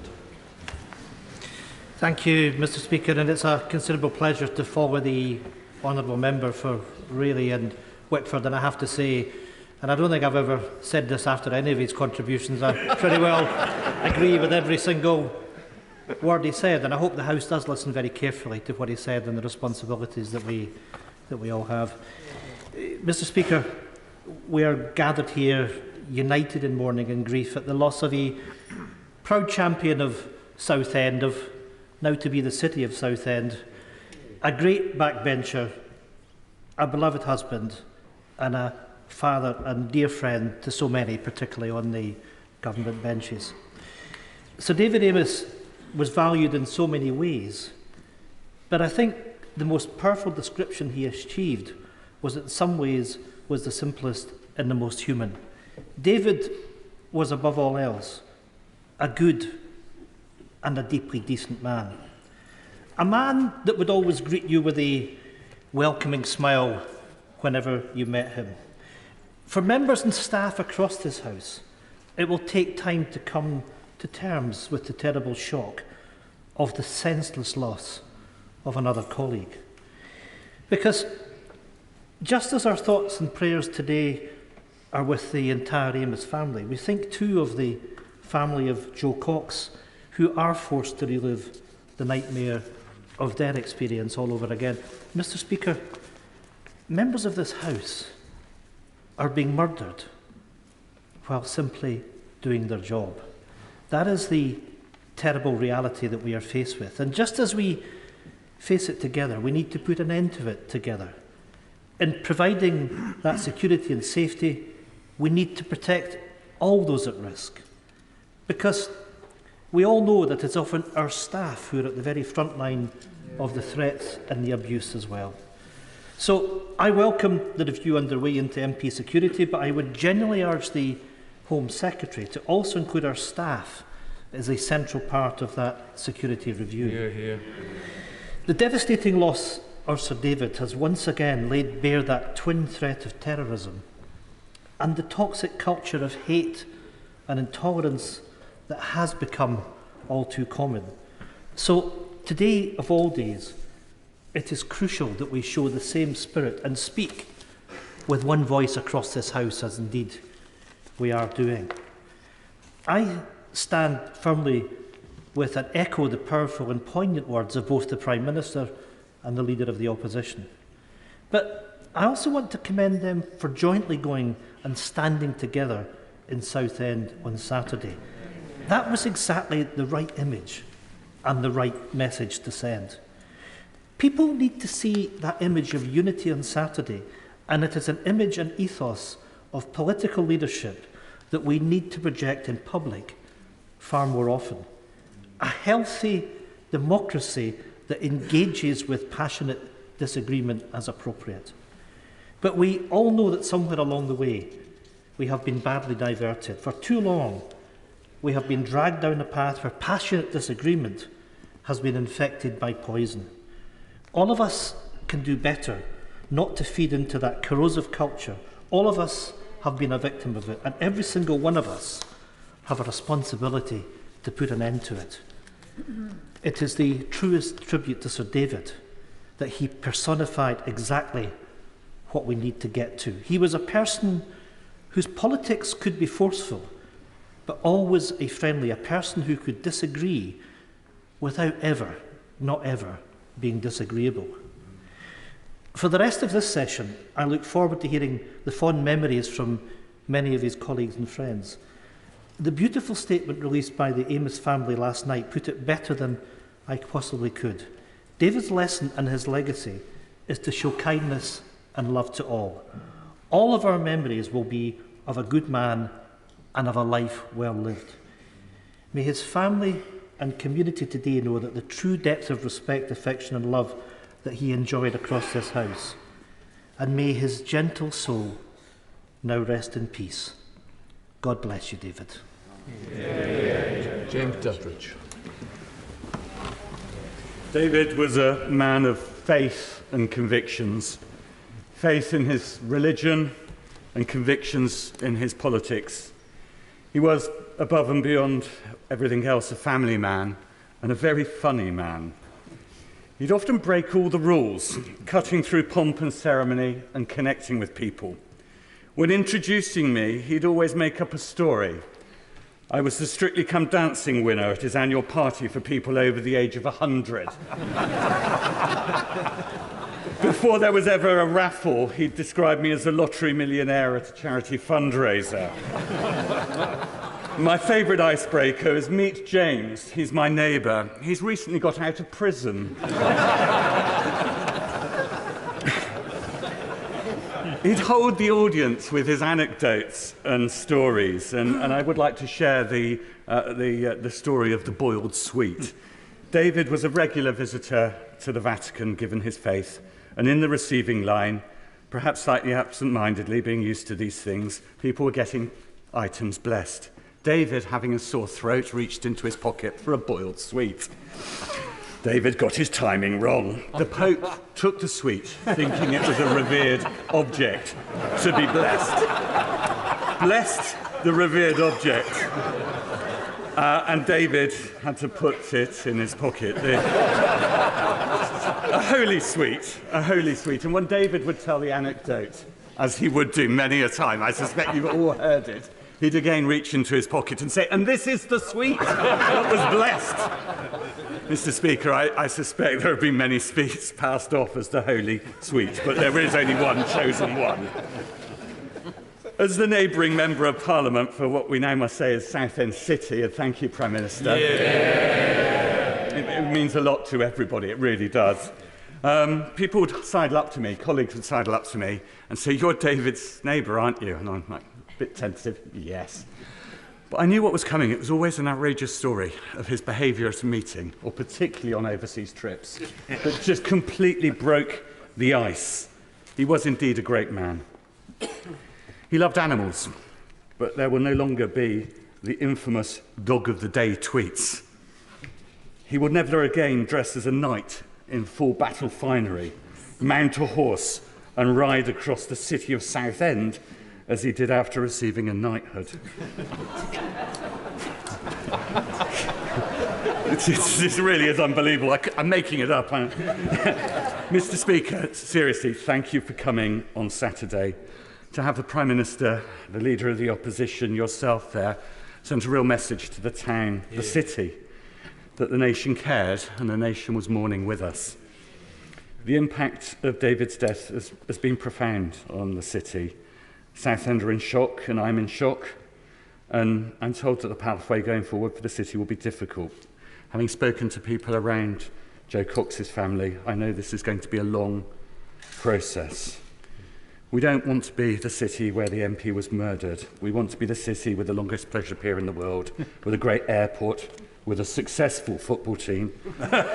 even if David was conflicted on the latter matter as a confirmed man of the East End and a West Ham supporter. He loved his mum, who lived to 104. We all in Southend assumed David would go on forever. The late Eric Forth told me that David would be the father of the house. I just thought it was going to be thus one day, but it was not so. In gathering my words, I thought of the phrase, cut short in his prime, and then smirked to myself, given they were somewhat ridiculous, age 69. But he was sprightly. He was a secret gym goer, a head full of floppy hair. I just felt that there was more ahead of him than behind him. Sadly, his future was stolen from us all, and Southend and this house are poorer for it. Over the weekend, I kept watching the news, hoping that the ending of the story or news clip would be somehow different to the previous ending.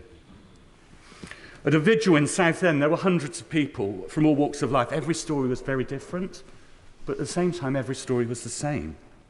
David listened, David cared, David delivered. He had a knack of getting things done. And as been said, I always expected him to turn up late, so I wasn't surprised when he wasn't at the beginning of the vigil. But I really did expect him to be there, because he's always there. It's unbelievable he's not coming back. And you think of the last meeting you had with him. I think of the last Remembrance Day service, the last Christmas with him dressing up as Santa Claus, going out and giving chocolates to the kids in Neptune Ward in Southend, whether they wanted them or not.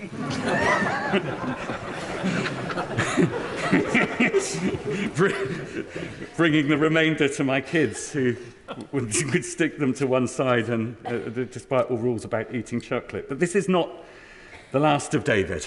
He lives on in us all. I don't think David would have seen himself as a mentor to people in this house. He wouldn't have called himself that, but that's what he was by demonstration and osmosis.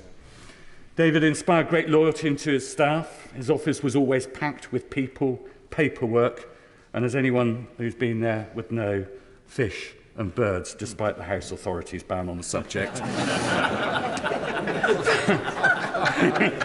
Part office, part museum of decades of political memorabilia, part pet shop. It was an office, like the politician, unique. He's survived by a lovely family, Julia, his wife, his children, David Jr., Catherine, Sarah, Alex and Florence. And it's with sadness that the family comes from all corners to be back together in the city of Southend. We pray for you collectively. Their statement yesterday was poignant.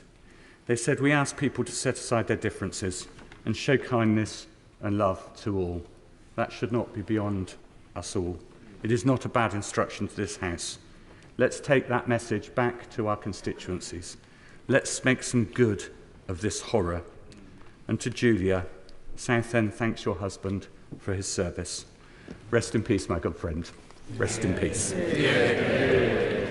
Can I just say, just to reassure the House, the animals are being looked after. His office is being looked after. I would just urge members now to think of others as we try and get through a very long list. I now come to Mother of the House, Harriet Hall. Mr. Speaker. Thank you, Mr. Speaker. Beyond the horror we all feel, Sir David's family is first and foremost in my thoughts, and I want to add my heartfelt sympathy to his wife and to his children. Their statement this morning, in their unimaginable shock and grief, shows such extraordinary dignity. Sir David was one of the most dedicated, but also the most affable of MPs. He looked beyond party differences to work with so many of us on a multitude of issues of common concern, and that's why there are tears on all sides of the House this afternoon.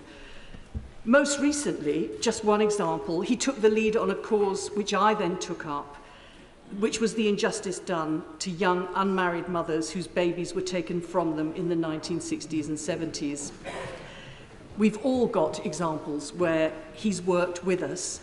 My tribute to him will be to redouble my efforts on that and to remember and to work in the spirit that he exemplified. Commitment to constituency, commitment to Parliament, a belief that he could and did make a difference.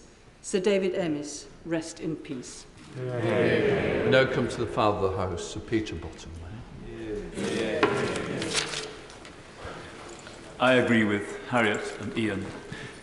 David Amess, in 2010, made a speech where he said it's extraordinary listening to the acting leader of the Labour Party, now the Mother of the House. He said she made a splendid speech. One of the jokes was fantastic. He's going to use it in the future. David's fire safety all-party group worked with the all-party leasehold and commonhold reform group. We had a number of meetings over the year, and as well as the city, can I put it to the Prime Minister and the Chancellor that they could make his legacy on defective leasehold flats the finding, the fixing and the funding of the problems while chasing those responsible to pay up. I think he would wish that. If we look around this chamber, we see the shields of those who've died, some in active service in the last World War. Ronald Cartland was the first. Other members went forward knowing the risks. So did Police Constable Keith Palmer. Jo Cox and her family are in our hearts, as we've been told, and we remember Andrew Pennington, the Liberal MP's caseworker, who also died in a constituency attack. A few of us were here when Erin Neve's car was blown up. Robert Bradford and I were together in the Westminster Wobblers, the House of Commons football team. Tony Berry was my whip, and Ian Gow and I canvassed together in Ulster. His death, I believe, was time to make people forget the murder of the Sister of Mercy, Catherine Dunn, a few days earlier in July 1990. In David's first speech in January 1984, he said, "Charity has been described as that amiable quality that moves us to condone in others the sins and vices which we ourselves are addicted to." He was able to say in his first speech that in the Commons, when he made it, there were 5 people who had previously represented his own constituency there with him, which I think must be some kind of a parliamentary record. He was followed by the Right Honourable Member for Newcastle upon Tyne East, who cheerfully said, at the risk of dissent from those behind him on the Labour benches, "I congratulate the Honourable Member for Basildon, Mr Amess, on his maiden speech. I do not agree with what he said, but it was no worse than the speech of the Minister."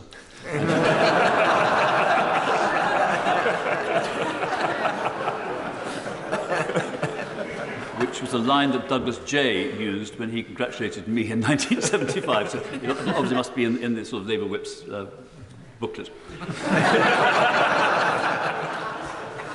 He went on to wish the Honourable Member well in what time he had in Parliament. That time, I think, is well described by Trevor Phillips in the Times today, and his leading words were, "The simplicity of a man who served. He knew his constituents well and showed them what the Tory party could be." Can we, Mr Speaker, thank you and the party leaders for what you've said over the last 3 days. And if I may say so, also add John Bercow, who in an interview I heard represented the feeling of those who have served with David in this House. Many of these attacks are done for calculated publicity and public reaction. We should try to make both act against the wishes of perpetrators. The only guarantee is that when there is a gap, it will be filled. MPs are in the middle of the pack of people at some risk. Ministers of religion, mental health workers, public transport staff, lone shopkeepers, women police officers, journalists, fair employment builders in Northern Ireland and the judiciary, and especially women and girls going home and at home.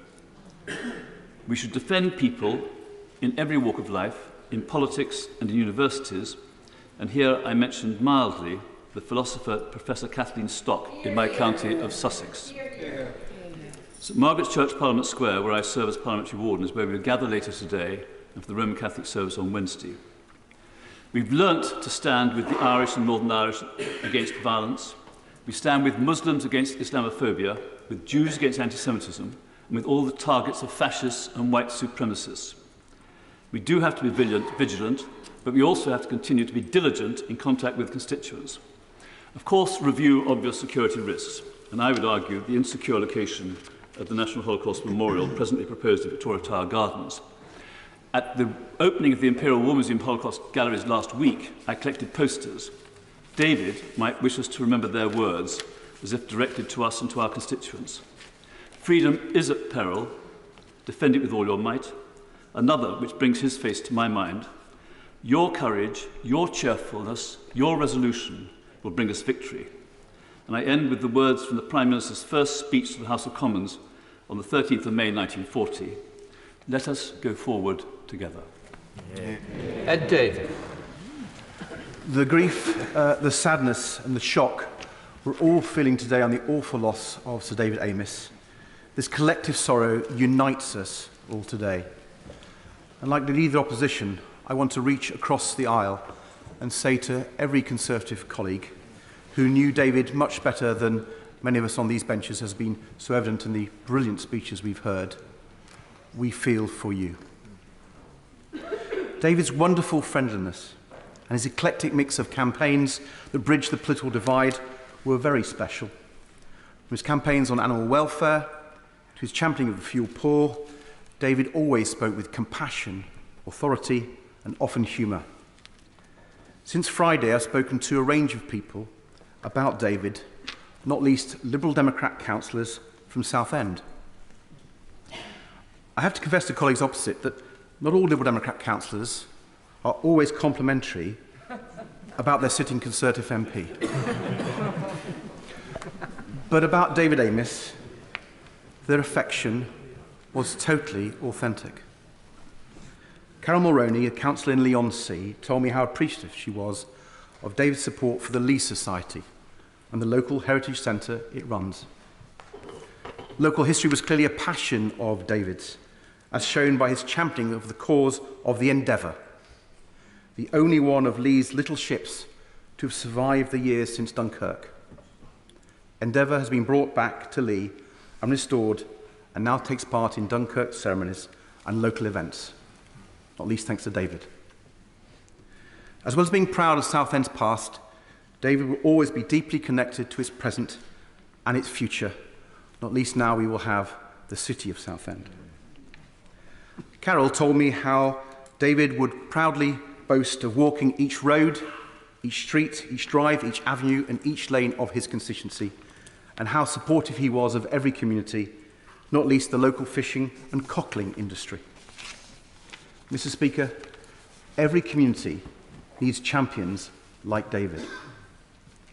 The point is that we don't have to agree with each other across our political divides, but we can learn to be kind and warm even when we disagree. David was. Today is not the day for discussing the implication for MP security and so on, but I do want to reflect on what happened to one of my close colleagues from these benches nearly 21 years ago. Yesterday I spoke to Nigel Jones, a former MP for Cheltenham, who many will recall, and a number have mentioned, was brutally assaulted during a constituency advice surgery. Nigel was saved that day by the bravery of his member of staff, Andrew Pennington. Andrew Pennington was killed. Andrew was a local councillor who Nigel told me used to work 7 days a week for local residents and was Nigel's right-hand person. So as we reflect on the loss of David and on the threat to MPs, let us remember this too.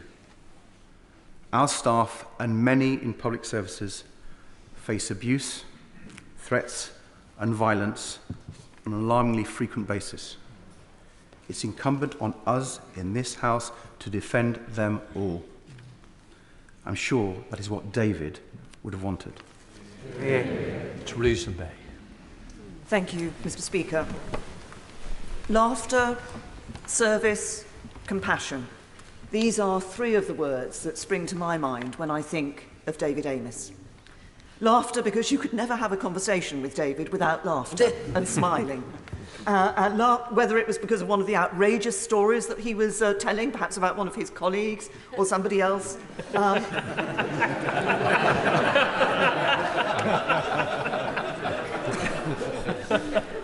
But there was always smiles, always laughter, always fun around David.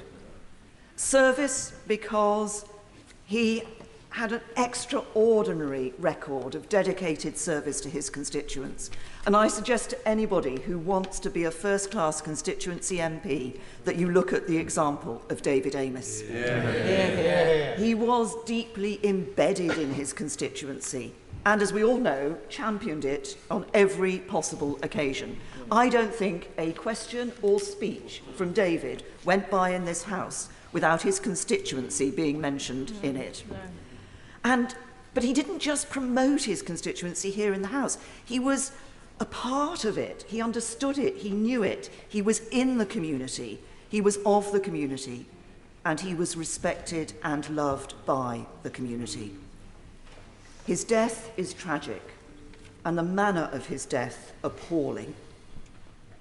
But isn't it fitting that his last acts were acts of service to his constituents? And then there was David's compassion, born out of and strengthened by his faith. Compassion for the vulnerable, compassion for those in need. But he didn't just talk about it, he acted. He changed laws. He went out there and made a difference to people's lives, because he was also an accomplished parliamentarian, and he knew that a backbencher who is dedicated and resolute can make a real difference. And to echo some of the comments that have been made today, first of all, I think it's a wonderful legacy for David that Southend is now a city. But we can also add to the legacy of David Amess by ensuring that in all our political debates, in our political discourse, we bring to those debates and that discourse the same respect, decency and compassion that were the symbols of his life. Because David Amess made a difference. His compassion made a difference to people outside of this House. His kindness made a difference to people inside this House. Our thoughts and prayers are with Julia and the family. Their loss is devastating. His constituency has lost a much respected and loved Member of Parliament. This House has lost a remarkable and valued parliamentarian. And every member of this House has lost a friend. May he rest in peace. Mike Kane. Thank you, Mr. Speaker. As has been alluded to, Sir David was a man of deep Catholic faith. The Gospel of John, chapter 10, verse 10, reminds us that the Lord came not just to give life, but to give it in abundance. And David lived his life in abundance, a joyous service both to his constituents and here in this House. We would see him late at night, often in a tuxedo, going from charitable concern to charitable concerns, championing the causes he believed in. He looked good in a tuxedo. No Daniel Craig, but this was no time to die either. My wife reminded me of the time where we went to the beatification in Rome of John Henry Newman just before lockdown. A beautiful service presided over by Pope Francis. We were whisked to the Oratorian College on one of the mountains of Rome overlooking Vatican City, where Prince Charles addressed us brilliantly. And then the royal cavalcade rushed out. Unfortunately, the parliamentarians on the trip were left stranded. The former member for Ealing North, Stephen Pound, the former naval commander, decided to lead the vanguard in a military operation to get us back down to our hotel. Like troglodytes, we entered this cave and ended up in this vast Franciscan monastery. Our party became separated. It was now more like an Ealing comedy under Stephen's leadership. My wife reminded me that I abandoned her and her safety to a life lifelong Labour activist, my wife, to 3 Tory MPs getting stuck in a lift, including Basildon Man, she said, because he was still etched on our 1992 election memory. The other 2 MPs, by the way, were North Dorset and the Fylde Coast, so I will catch Mark and Simon up about what went on in that lift, because my wife said, what an utterly wonderful man. He participated fully in the liturgy of the church. He participated fully in the sacraments of the church.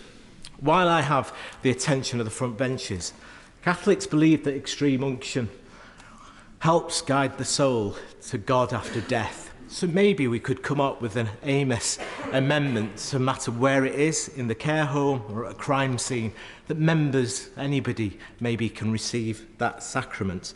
He believed fundamentally in the social teaching of the church, dignity, solidarity, subsidiarity to the nth degree when it came to Southend, preferential option for the poor and the care for environment. That meant he came with unique views on things such as life, death, Europe, animal protection, sometimes in chime with his party, sometimes in chime with the country, but sometimes not. He channeled the 14th century mystic, the Julian of Norwich. She said, all things shall be well and all manner of things shall be well. That's difficult for us all here today. His cheeky catchphrase was, don't worry, it will be fine. Not quite Bruce Forsyth, but he was a friend of Bruce Forsyth's and his family.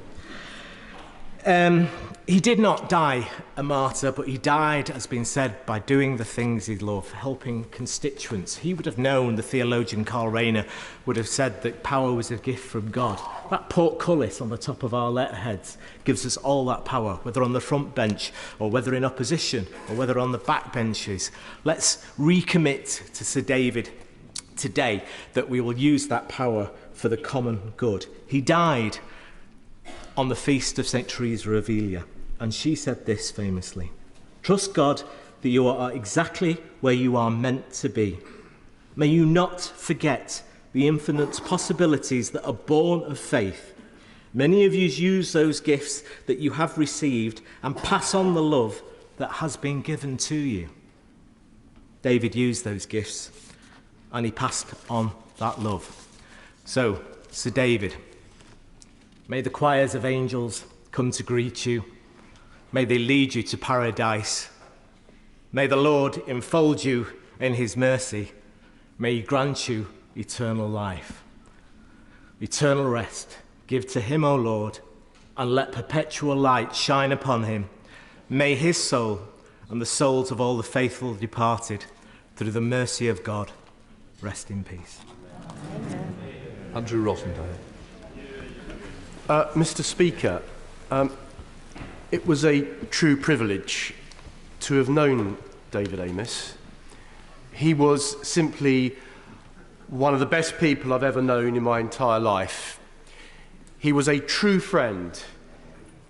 He had time for each and every one of us. He looked down on no one. He was everyone's equal. He was kind. He was generous. He was sincere. He was a man of principle and courage. He was uncompromising in what he believed to be right. He wasn't one of these who changed his views in order to progress.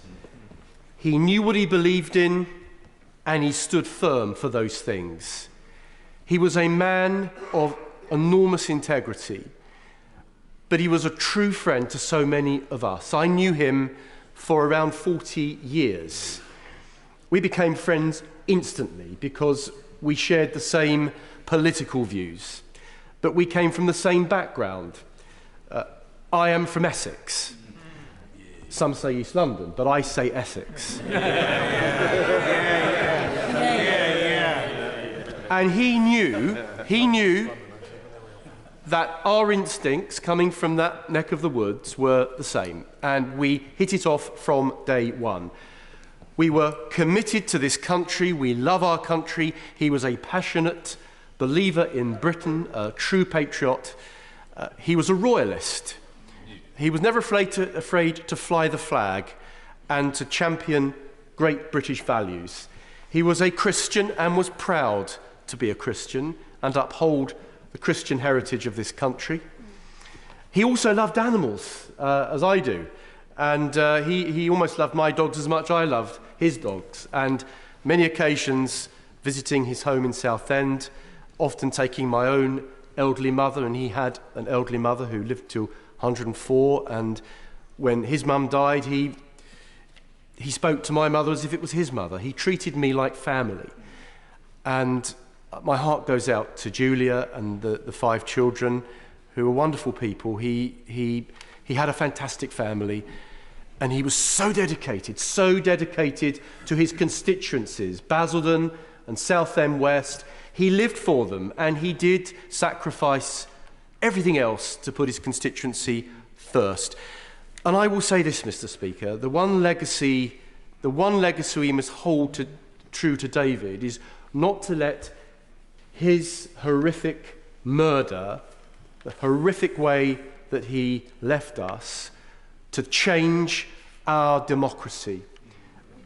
I remember the day after the appalling Grand Hotel bombing in Brighton in 1984, and I remember Margaret Thatcher, and he was a dedicated supporter of Margaret Thatcher. I remember her saying, "It's business as usual. We must carry on." And I take the same view. Whatever happens, whatever we do to carry on and protect ourselves, we must not let our democracy be undermined by that kind of evil. Yeah. We must stand up to evil, defend our democracy, cherish the freedom that gives all of us the right to be here and represent our constituents, and defend and cherish the freedoms and the liberties that have held our country together for generations. David was a fine example of a parliamentarian, a magnificent constituency MP, a true friend, a gentleman, a truly wonderful human being. We're going to miss him, but I feel truly privileged to have known him. Thank you, David. God bless you. Yeah. Sir Geoffrey Donaldson. Thank you, Mr. Speaker. On behalf of my right honourable and honourable friends, I rise to record the common and unified voice of the people of Northern Ireland, who share in the grief and sorrow at the loss of our esteemed and much loved colleague and friend, and my condolences and sympathy to you, Prime Minister, and to your colleagues on the Conservative benches. Words cannot adequately describe nor suitably express our heartfelt sympathy. But through the words that have been spoken here today and across our nation in recent days, I pray that they sustain and give strength to David's family. No one will feel the loss of David more than his family. To his wife Julia, his beloved children, and to the wider family circle, on behalf of my party, I offer my heartfelt condolences and deepest sympathy, and trust and pray that Almighty God, the greatest of all comforters, will draw near to all of them. David epitomised the true meaning of public service. He was the model parliamentarian. He sought office not for self, but to serve others, influenced by his deep Christian faith. To champion the needs of the most vulnerable, to give a voice to the voiceless, and to stand up for the interests of the people of Southend West. David's greatest joy came not in holding office, but in how he could use that office to improve the everyday lives of those he was honoured to represent. The people of his constituency, and now to and from the city of Southend, have lost their greatest champion. And I, Mr. Speaker, like members on all sides of this House, have lost a dear friend. The plaques at the entrance door to this chamber and around this chamber, in memory of the late Erin Neve, Robert Bradford, Anthony Berry, Ian Gow, and Joe Cox, are a daily reminder to all of us of the threat our democracy faces in modern times. In Northern Ireland, all parties in this chamber have experienced these threats and the loss of dear colleagues at the hands of the enemies of democracy. Today, this House sends a clear message, a resounding message, that democracy in the United Kingdom will never be suppressed. Our voices will never fall silent, and we will never allow evil to triumph over good. David taught us all the true meaning of public service. He showed us the true value of public office and provided us all with a true example of faith in public life. His legacy lives on in all those causes and communities he championed, in the lives he improved, and in all those he inspired.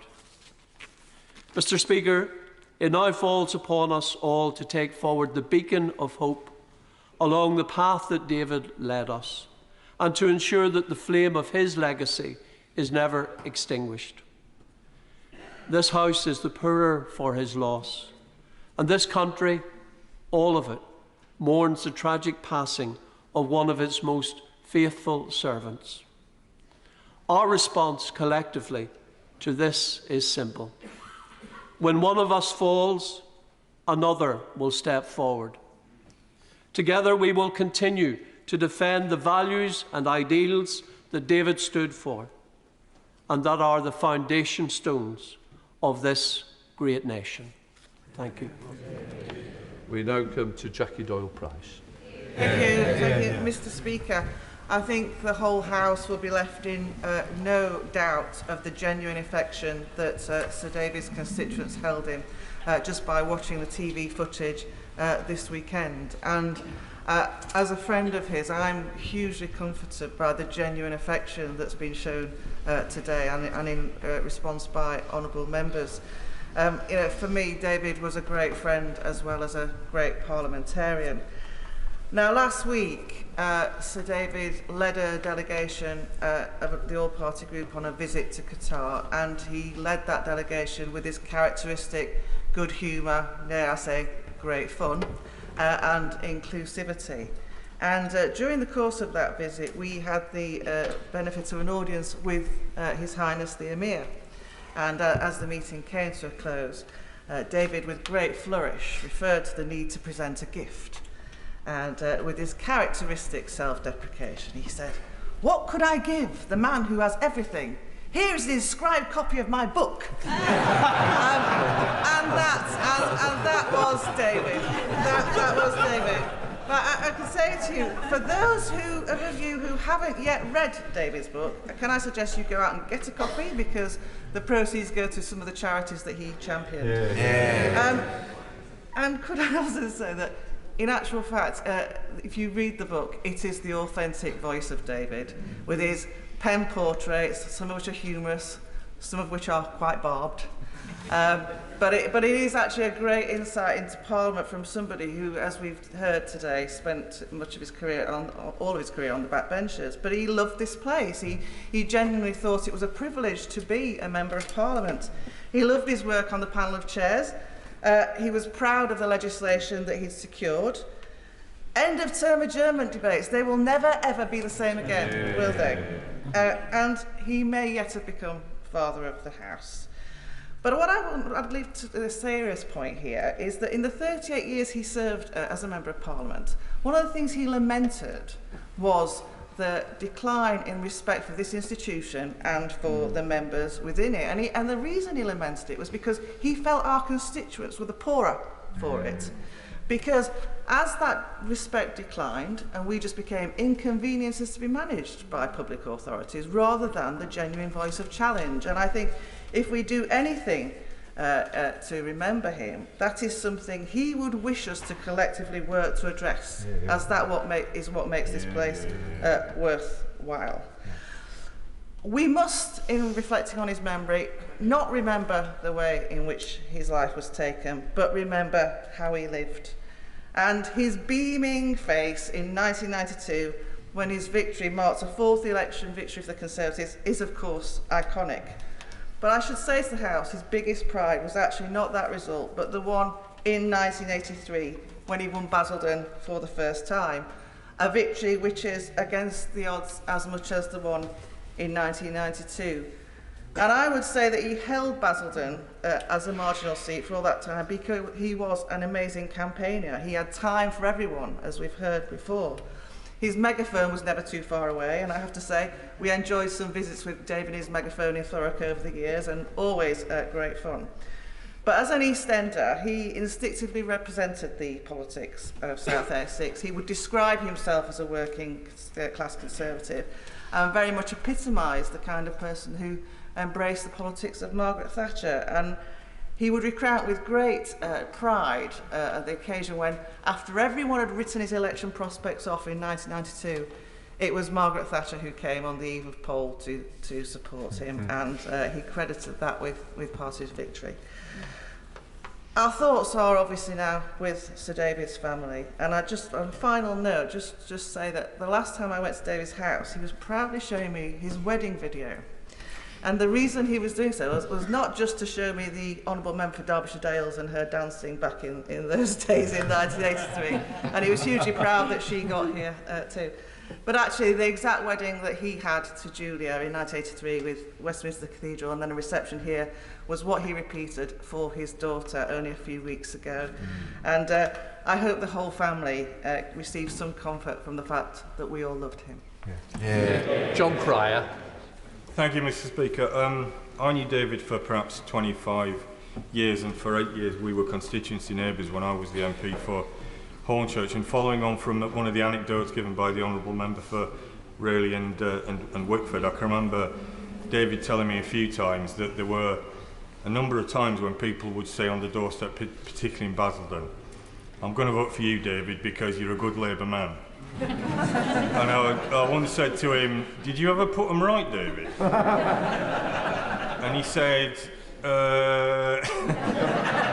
that was the closest I got to an answer, so I think we can all deduce from that that he probably didn't put them right. We all know, I think we all know, that David was a hyper assiduous constituency MP, and the Honourable Member for Thurrock mentioned this, the pre-recess adjournment debates, and David and I were, for a long time, both contributors to seemed like every pre-recess adjournment debate. We used to call it Whinge and Gits Day, and for those of you who've taken part, those members who've taken part in those debates, they can all probably imagine why David and I would have called it Whinge and Gits Day. And there used to be a bit of a competition to see who could get in the greatest number of constituency topics into the debate. I don't think I ever won. I think David won every time. Every debate I was in, he won with 8, 9, 10 issues that he would cover in that sort of staccato way that he had.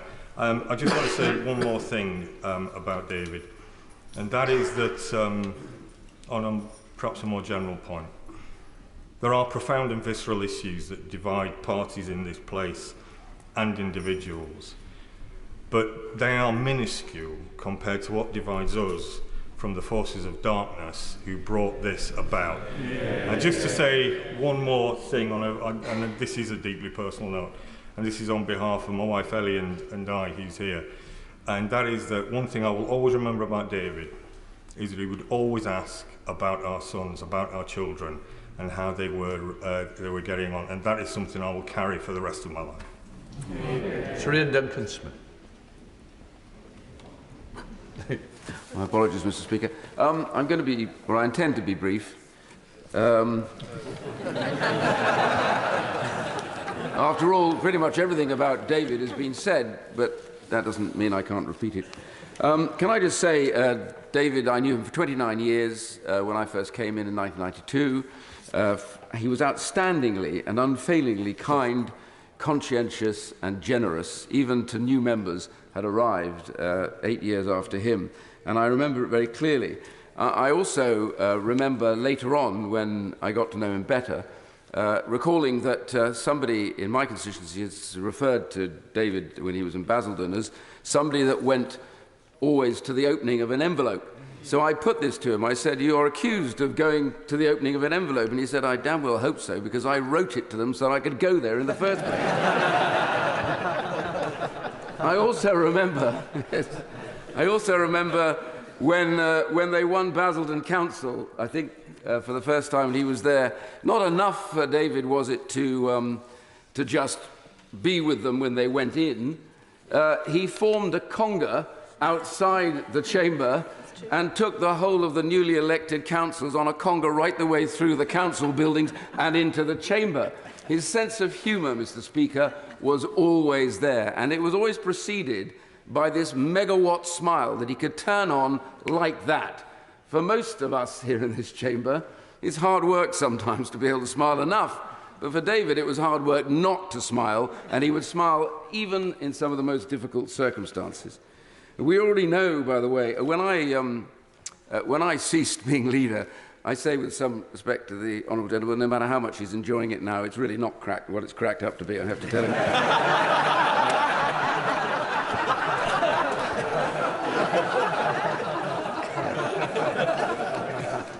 That's what I thought too.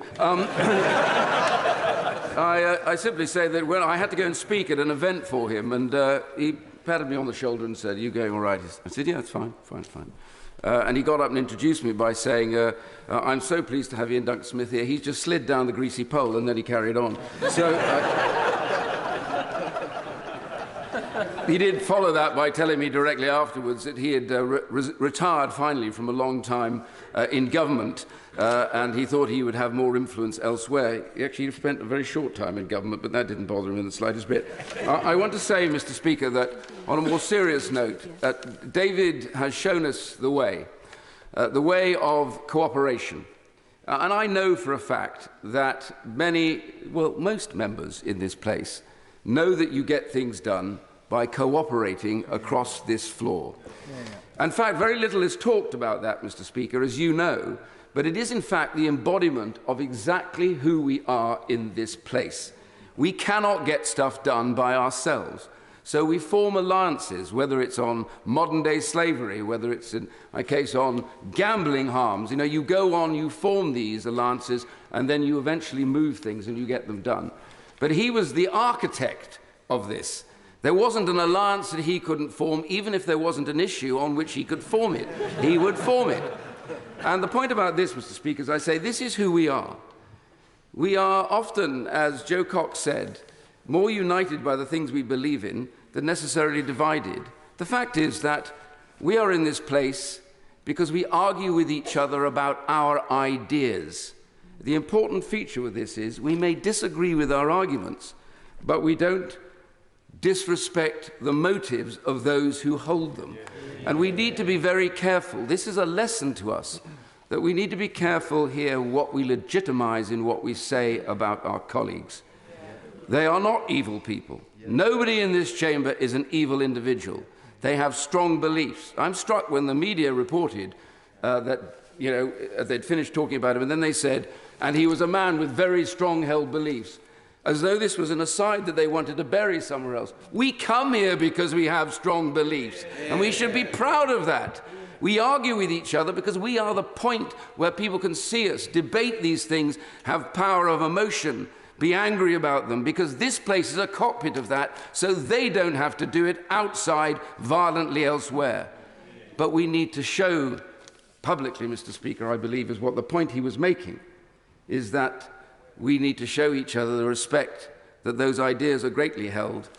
We respect each other, but we don't dislike or hate each other. That is not for us, and it is not for that that he in fact lost his life. In fact, today, through the door of my constituency office, Mr. Speaker, I've been told that there is in fact a document that came through the front page all about him, and on it it had, "Like you bastard." In fact, I did think he might have done it because it was spelt B-A-R-S-T-E-D, Mr. Speaker, so I think even in that threat there is a sense of irony. I want to say, Mr. Speaker, in conclusion, that his family, this is a tragedy which a deranged, hateful and violent individual has brought to them, unwarranted and without cause. And David taught us something very important that they can remember, that he believed in the power, not the power of position, but the power of purpose. Mr. Speaker, they told us, Heraclitus, they told us you were dead. They brought me bitter tears to hear and bitter tears to shed. I thought as I was crying how often you and I had tired the sun with talking, and sent him down the sky. And now that thou art lying, a pile of grey ashes, long, long ago dead, thy nightingales, thy voices are awake. And that is the important thing, Mr. Speaker. He will be with us forever. Yeah. Can I just urge us to try and be brief to get plenty of others in? Yvette Cooper.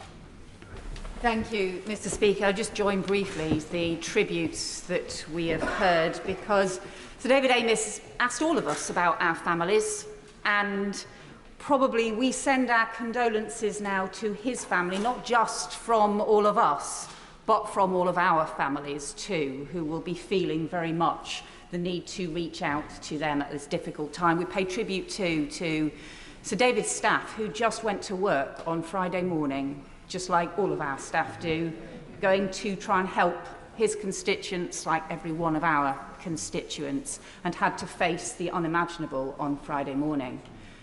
Every one of us has a story of things that we worked with David on. So many different issues. For me, it was the work we did together on amendments to help child refugees reunite with their families, something he felt strongly about. And you could never predict what the issue was going to be he would feel strongly about next, but then you look back on it and think it made absolute sense that this was what he was championing, because so often kindness and compassion were at the heart of it, and for helping others too.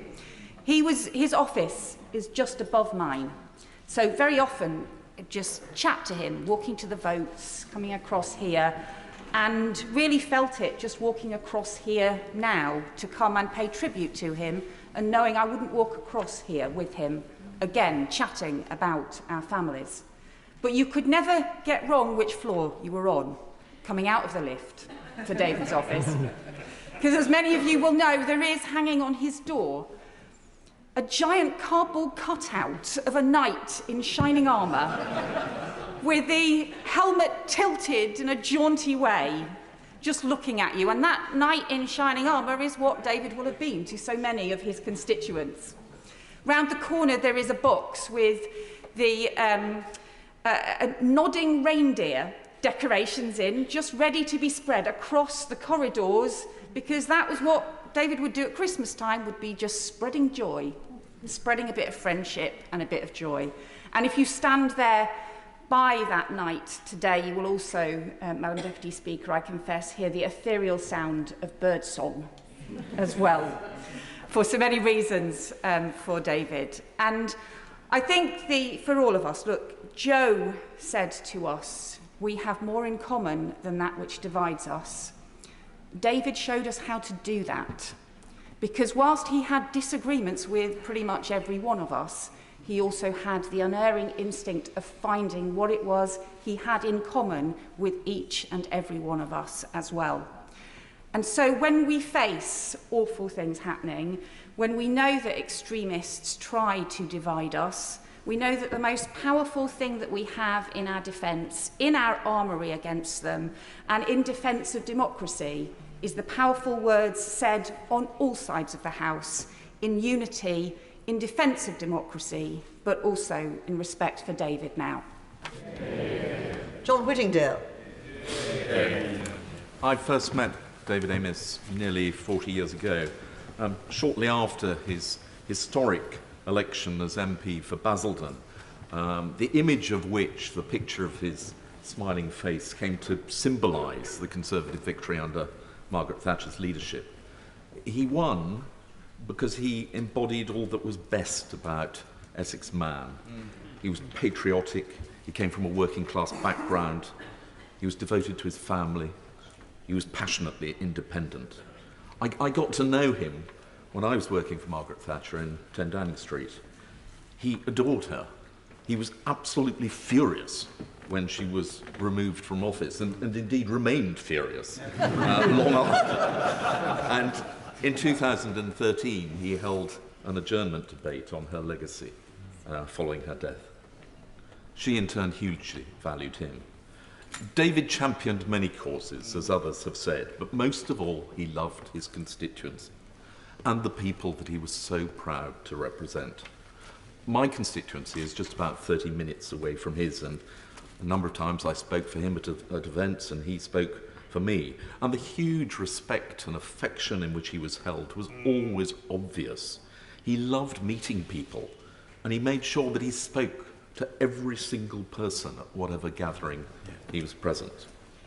As has been referred, it became a joke that for his first 14 years, he would make sure that in every question or in every speech, he referenced Basildon in ringing tones, as my honourable friend demonstrated in his contribution. And then after his election for Southend, his campaign for Southend to become a city again was mentioned at every opportunity.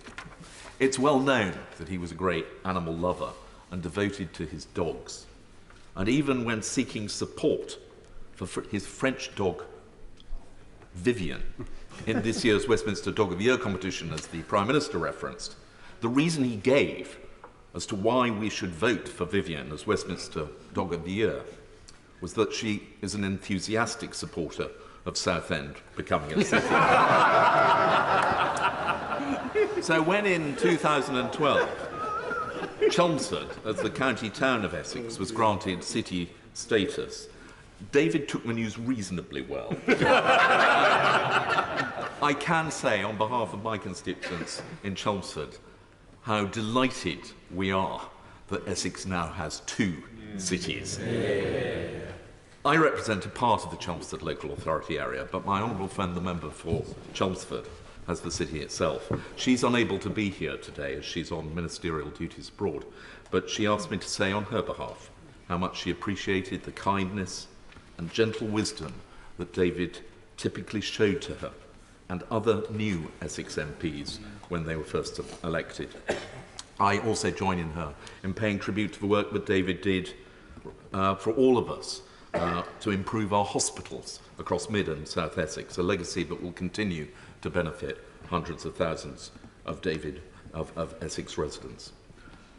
David was quite simply the best of us. All of us are still in shock, but our hearts go out to his family. And I hope that people will listen to their words. My honourable friend for Rayleigh spoke powerfully about the abuse that people, particularly members of Parliament, and not just MPs, a lot of other public servants, suffer from on online social media. I have been heartened by the huge number of messages that I have had from my constituents and from others, firstly to express condolences, and secondly just to express their appreciation of the work that we do in this place.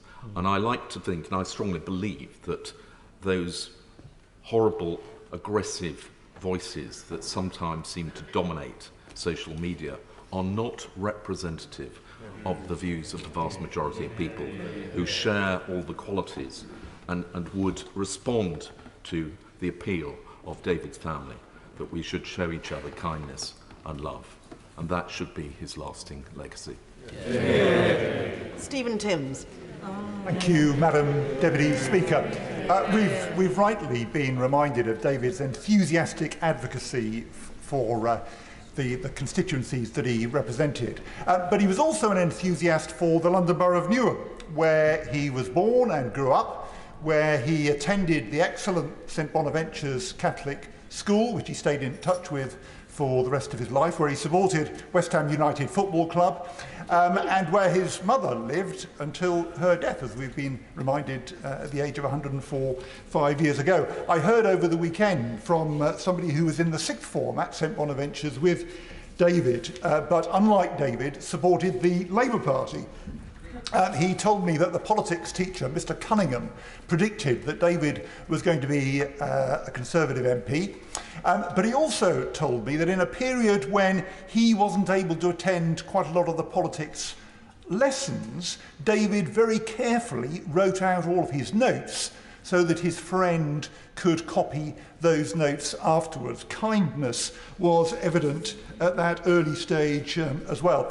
David stood for election to the council in Newham in 1974 and 1978, and for Parliament in Newham North West in 1979, before finding more promising opportunities further east. But notwithstanding party differences, his supportive interest in Newham remained. As council leader from 1990, I pressed the Conservative government to bring the Channel Tunnel rail link through a station in Stratford. David was our unwavering ally on the government side. He made, single-handedly, he made the campaign cross-party, and that was crucial to its success, leading to London 2012, to the regeneration that's underway at the moment. Of course, David was not initially seen as a friend by my Newham Council colleagues, who haven't seen a Conservative elected for 30 years. We all remembered David dashing our 1992 general election hopes by holding Basildon. But we invited him to our town hall celebration when the Stratford campaign succeeded. I wasn't quite sure how that was going to go, but David won over everybody with a beautifully judged speech. Newham has lost a great friend. He was accessible to his constituents. Tragically, he has now given his life. We will rightly reflect on what more we can do to stop that happening again. I wonder if we might ask the police to review our appointment lists ahead of each surgery, for example. But we mustn't give up on the accessibility of members of Parliament. If we do, the sponsors of those who attacked David and who attacked me will have succeeded. That must not happen. We would all like to have a long time to hear more of these heartwarming stories and recollections of our dear lost friend, but we are due to go to church quite soon. So I implore colleagues, please just take 2 minutes or so each, because then everyone will get a chance to say what they would like to say. Sir Roger Gale. Thank you, Madam Deputy Speaker. We've heard magnificent tributes from the Prime Minister, from the Leader of the Opposition, from David's Essex colleagues, and from many on the opposition benches as well. And I think we are all grateful for that. And the tone of the House is as the House can be at its best. I want to speak just a couple of minutes, speaking on behalf of the remnants of the class of '83. We came in, 100 of us, in 1983. Now there are, sadly, only 2 remaining with continuous service, and another 3 who have come back, having left the House briefly. We had all hoped and expected that in the fullness of time, once my right honourable friend, the member for Worthing, has surrendered his position, by which time, of course, David would have been a very old man, we had hoped that he would become the father of the House, because he would have made a magnificent successor to my right honourable friend. Sadly and cruelly, that has been denied. Those of us, many on both sides of the House who worked with David on his campaigns, had that privilege, whether that was on fox hunting when it was unfashionable to do so, whether it was on the reunification of Cyprus or Iran, or pensions for expat UK citizens, or a whole range of other issues. Know just what a doughty campaigner he was. And that clearly is why he was so loved in his constituency. Madam Deputy Speaker, the Speaker said at the weekend that David's death had left a void in this House, and of course he was absolutely right. There is another void in David's family home. I hope that David's wife, Julia, and his children will take comfort from the fact that across this House there is clearly nothing but affection for his memory. And that must speak volumes for the man whose life we celebrate today. Yeah. Kim Leadbitter. Thank you, Madam Deputy Speaker. I've spent a lot of time over the weekend thinking about what to say if I got called today, or indeed whether to say anything at all, because I didn't know David personally. It's been a traumatic few days for many people, none more so than David's family and friends, and it's they who remain at the forefront of my mind this afternoon. But sadly, I know from my own all too similar experience that in reality there is nothing anyone can say to make things all right for them. But nor is it any use to stay silent. So I welcome this opportunity to pay tribute to someone who was clearly a well-respected and much-loved colleague to many people in this place. For reasons that I would never wish on any other member of this House, or indeed anyone, I do have a unique perspective on what those closest to David are going through, and I want to send them my love, support and solidarity from myself, my parents, our family and the people of Batley and Spen. I've blocked out much of what happened when Jo was murdered, but I remember very clearly the moment I took the phone call saying she had been attacked. I remember physically trembling and the visceral pain that overtook me, and it breaks my heart to think that another family has had to experience that phone call and the nightmare which follows. It's a roller coaster of deep trauma that no one should have to experience. I also know that David's family will still be in utter shock, as I know many of you are. But I hope at some point they are able to hear at least some of the beautiful and very funny tributes that are being paid to him today, and that will provide a morsel of comfort amidst their pain. I can't talk about David on a personal level. As I say, I didn't know him. But from what I've heard, he strikes me as the sort of MP who I may well have come across in the coming months and ended up going for a cuppa with him to hear his thoughts on the work he was doing on the Children's Parliament or animal welfare or getting more support for people with learning disabilities. We would have been two backbench MPs from different parties and different parts of the country discussing issues close to our hearts. And I imagine it would have been a lot of fun. But sadly, that day will never come. I know that wider discussions will now take place about the safety of MPs, the awful abuse and intimidation we face, the nature of political discourse, and how we can deal with the evils of terrorism. And it's quite right that they do. But today is about David and his family, along with his staff, colleagues, and the community he served so well, the service he gave, and the support we should show all of them in the coming days, weeks, and months. It is up to us to make sure that we do, because I know more than most that they will need it and the powerful difference it will make to them. Sir David Amess. Thank you very much, Madam Deputy Speaker. And David was indeed a great character with a fantastic sense of humour, and I'm honoured to have been able to call him my friend. So much has already been said about him that I don't want to do repetition. But we were both elected to Parliament for the first time in 1983 with small majorities and became firm friends during the 1980s and shared an office together until 87 in the Abbey Gardens. We shared staff also for a while, and in those days the Commons sat very late, and I was fortunate to get to know David really well during this time. His cheerfulness and dedication were his hallmarks throughout his parliamentary career. His boundless energy, well, many of us couldn't keep up. And when he took us canvassing and campaigning in Basildon, we certainly couldn't keep up. Working together in the office, however, with David was quite an experience. As we've already heard, the menagerie of things that were in his office. But David also was never backward in coming forward. I remember going on the first occasion to a number 10 reception after we'd been elected. And of course I was in awe of every Prime Minister, including the current one, of course. Margaret Thatcher was the Prime Minister, and of course, she said, and I can't do her accent, but she put her head on one side, the two Davids.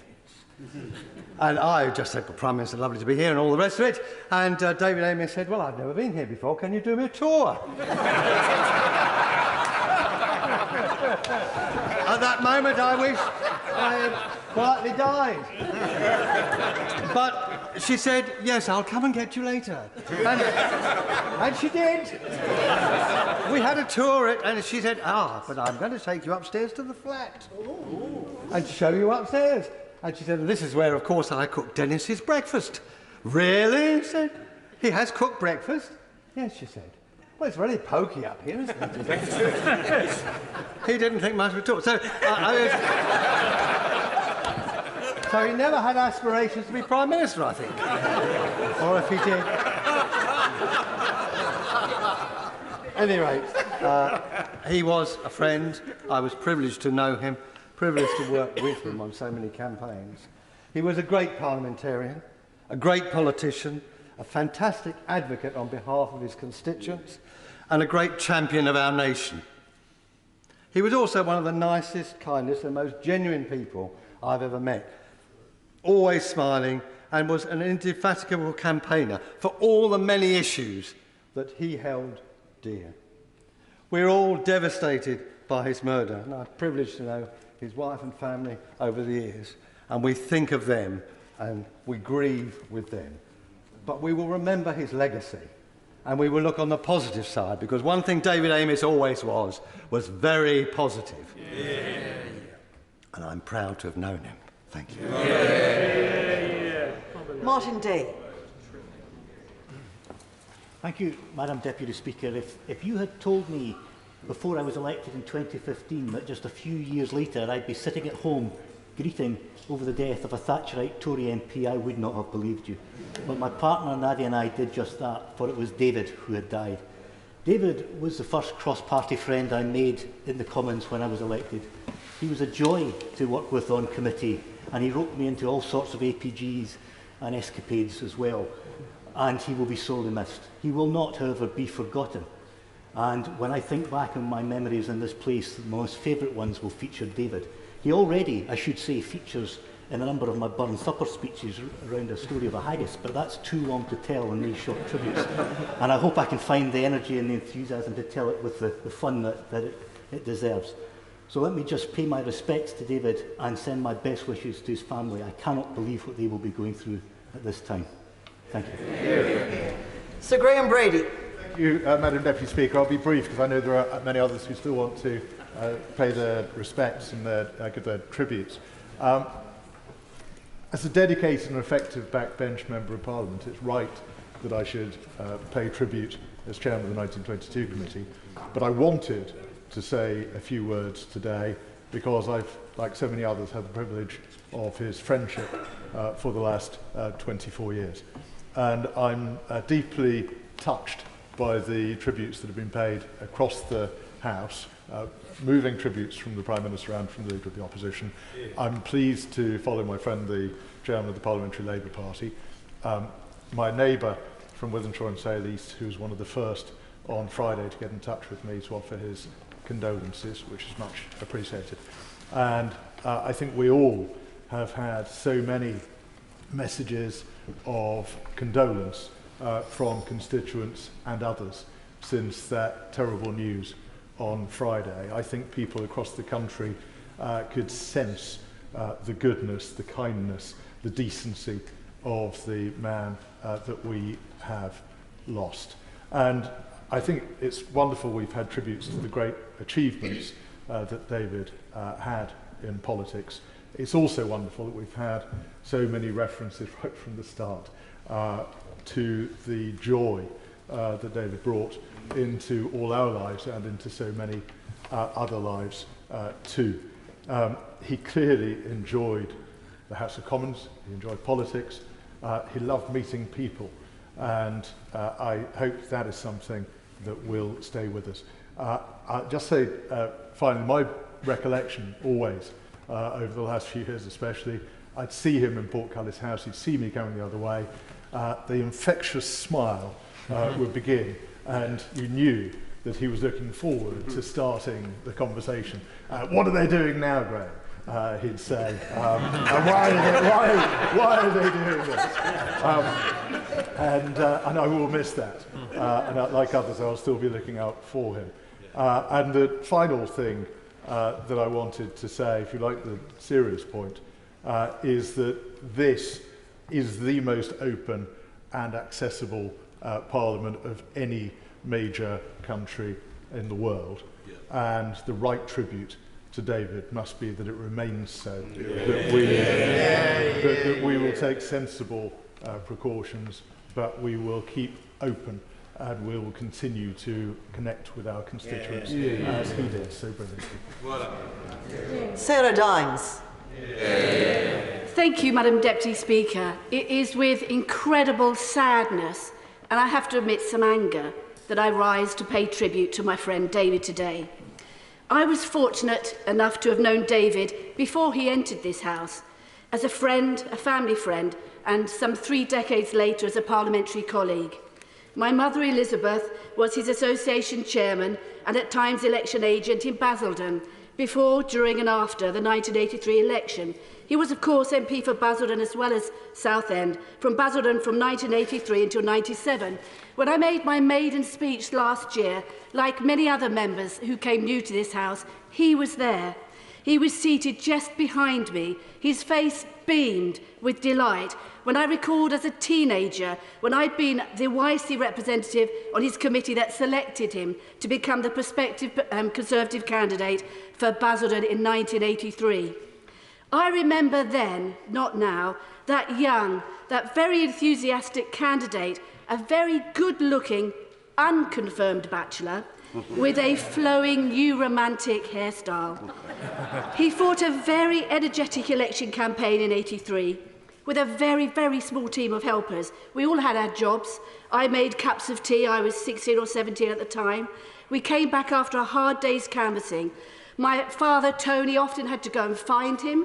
He'd be talking to somebody, or more often, he would just have run out of petrol. That was David. David was, of course, briefly, I'll just go on, a recipient of constant motherly advice from my mother, who was his chairman. It was, don't worry, of course you're going to win. You'd better get married now, David, and you need to have some children, right through to, you'd better get a haircut. Of course, he did win Basildon. He married the love of his life, Julia, and the children followed one after another in rapid succession, but he never did get that haircut. I know David as a showman. I could tell you numerous stories. I've had to throw most of the best ones away. But what I will say is that when I found myself on these benches following the last election, he was delighted. He went out of his way to settle me into the institution he loves so much. And I know that he mentored many others, not just me. And I speak on behalf of all of the 2019 intake and say how very sad we are to lose him. Liz Saville-Roberts. Diolch yn fawr iawn, Lefarydd, and it is an honour to rise to speak on behalf of my party and to send commiserations to Sir David's family and friends and colleagues. And I think the one thing that I would really like to emphasise, I think for people outside, do not actually appreciate possibly how much we work together and how much of an honour it is to work together and how we, by that, achieve so much. And just one other thing that I would like to say, I think for all of us here, just the reality of what democracy actually is. Democracy is what we have developed as the means that we do not no longer attack each other and use violence to achieve our aims. And when we see this terrible, abhorrent death, which has struck us so badly and struck, of course, the constituents and so many people who knew Sir David so well, it has struck us so hardly that we remember that when we stand up for democracy, we are standing up for that, for civility and for good behaviour and for treating people properly, because historically the alternative has been violence. And violence must never be allowed to succeed again. Diolch yn fawr iawn. Natalie Elford. Thank you, Mr. Speaker. I rise to pay respects to our dear colleague and my friend, Sir David Amess. I got to know David from 2017 when he reached out to me with that characteristic kindness. He had an extraordinary gift of knowing what to say as well as when to say it.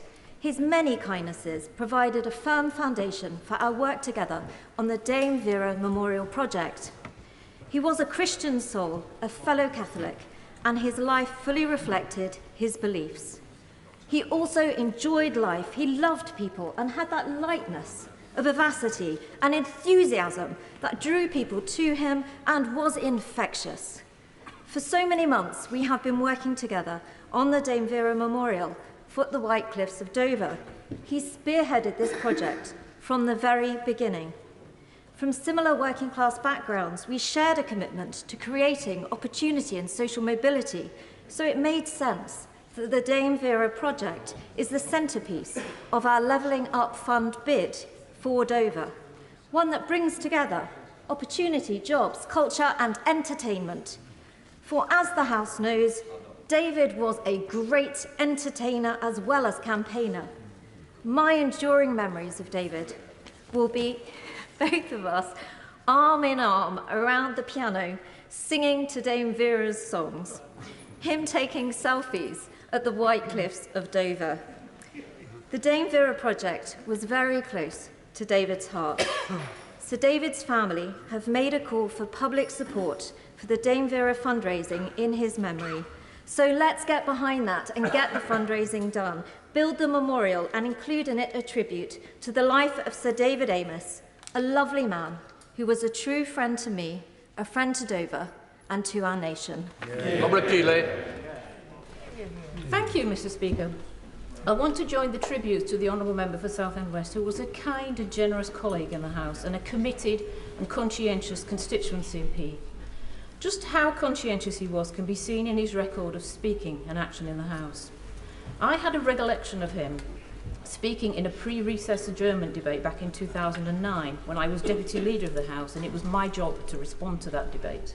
And a couple of the speeches earlier we've heard about these, Sir David's performance in these debates.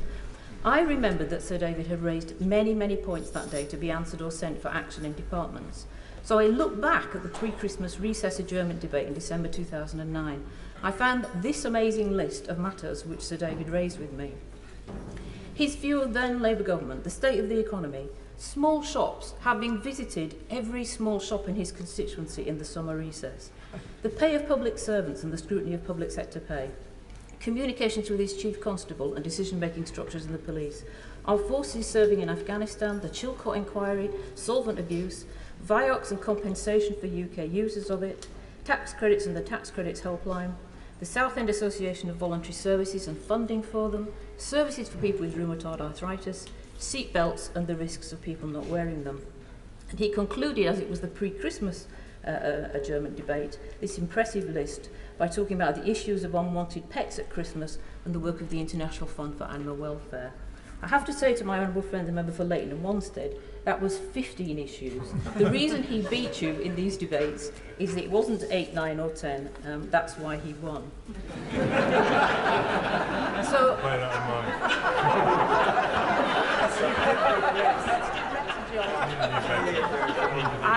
I fast-forwarded to the most recent pre-recess adjournment debate on 26th of July this year just to see if it was a similarly impressive list, and it was. Care costs, both of self-payers and council-funded costs, the accessibility of housing for people with a disability, use of tidal power, the safety of jet skis, single-use plastics, sewage discharge from storm overflows, planting of trees in Southend for the Queen's Platinum Jubilee, banning live export of animals for slaughter, the pension ombudsman, approaches to working with vulnerable children, the public appeal for a permanent memorial in Dover to Dame Vera Lynn, which he helped to launch, good wishes for our Olympic and Paralympic athletes, praise for a constituent who had done a wing walk for charity, centenary of the British Legion, and, as ever, Mr. Speaker, a plea to make Southend a city. How wonderful that his strongest campaign for city status at Southend will happen, the city he loved, and thanks to Her Majesty for approving that. Mr. Speaker, I'll finish by saying this. There were so many causes that Sir David championed, and so many of us worked cross-party with him on issues such as support for people with endometriosis, there was going to be a debate on that today, and children with learning disability. David's family have asked us to renew our commitment to the many causes he championed. It is a heartwarming tribute to David's work that Southend will become a city. We will continue that tribute by renewing and carrying on the work he started. Mr. Speaker, may I begin by giving my condolences and prayers to his wife Julia and his 5 children. Mr. Speaker, not only did Sir David represent the people of Southend West and was a dedicated campaigner on a broad range of issues, achieving some real meaningful changes, he also spent a great deal of time representing this House and overseas delegations, and this is what I want to focus on this afternoon. Sir David was an active member of the IPU, the CPA, and a number of APPGs, including the APPG for the Holy See. And it was on delegations like this that I first got to know Sir David well. It's well documented that Sir David was a devout Catholic, but even in the hallowed walls of the Vatican, Sir David did not lose his mischievous sense of humour. I think of a time when we were in the Vatican for the canonisation of Cardinal Newman, which has already been referred to, and we attended a high-browed theological seminar with cardinals. Midway through, David whispered to me, "Isn't this fabulous? I can see you're loving it." To which I replied, "To be honest, not really, David. I'm not really understanding it." And it was at the tea break that David and I slipped out like errant schoolboys. I said to him, "David, are we not going to get into trouble walking through the Vatican gardens?" He said, "Nah." And no, we did. But as you're aware, Mr. Speaker, not all meetings are engaging or go according to plan. And I remember vividly a meeting with a foreign minister. In this case, a foreign minister that demanded that the meeting take place in English. The only problem being that that foreign minister did not actually speak English, but had instructed his translators not to intervene. Several minutes in, with only the minister understanding what had been said, and parliamentary colleagues becoming increasingly frustrated, I passed David a note saying that this was getting ridiculous. David simply smiled in his usual way. About a minute later, Sir David leant forward and said to the minister, "Minister, your English is superb.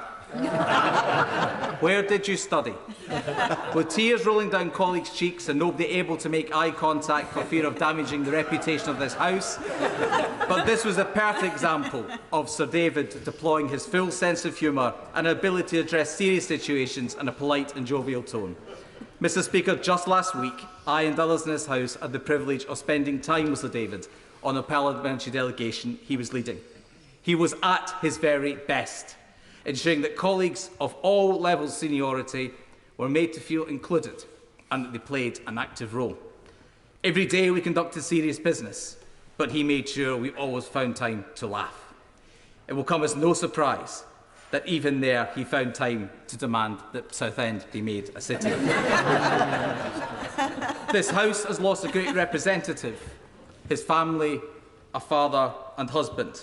I have lost a dear friend, but it was a real privilege to be with him on his final adventure. Thank you, Mr. Speaker. Very McCarthy. Thank you, Mr. Speaker.